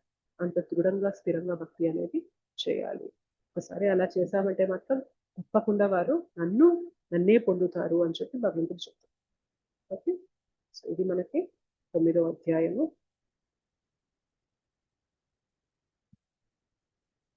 ఒక్కసారి మనం 3 సార్లు మనం హరే కృష్ణ మహామంత్రం చెప్పి క్లాస్ ఎండ్ చేద్దాం. Hare Krishna Hare Krishna Krishna Hare Hare Hare Rama Hare Krishna Krishna Krishna Hare Hare Hare Rama Rama Hare Hare Hare Krishna Krishna Krishna Hare Hare Hare Rama Hare Rama Hare Krishna Hare Hare Rama Hare Rama Hare Thank you so much, Mataji's introduction. Swancha kalpatarubhyascha kripa sindhubhyeva cha patitanam pavanebhyo vaishnavebhyo namo namaha. Ananta koti Vaishnav Vrinda ki jai, Srila Prabhupada ki jai, Srila Gurudev ki jai, Srimad Bhagavad Gita ki jai, Nitai Gaur Premanande, Hari Hari Bol.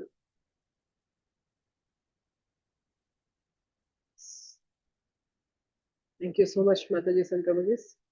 ఇది చాలా special chapter అన్నమాట. శుద్ధ భక్తి గురించి ఉంటుంది. 9వ అధ్యాయం అంతా కూడా బోలెడన్ని విషయాలనే మనం చర్చించుకున్నాము. ఇప్పుడు మీకు క్లియర్ అయింది అని చెప్పి నేను అనుకుంటున్నాను ఈ చాప్టర్ అనేది.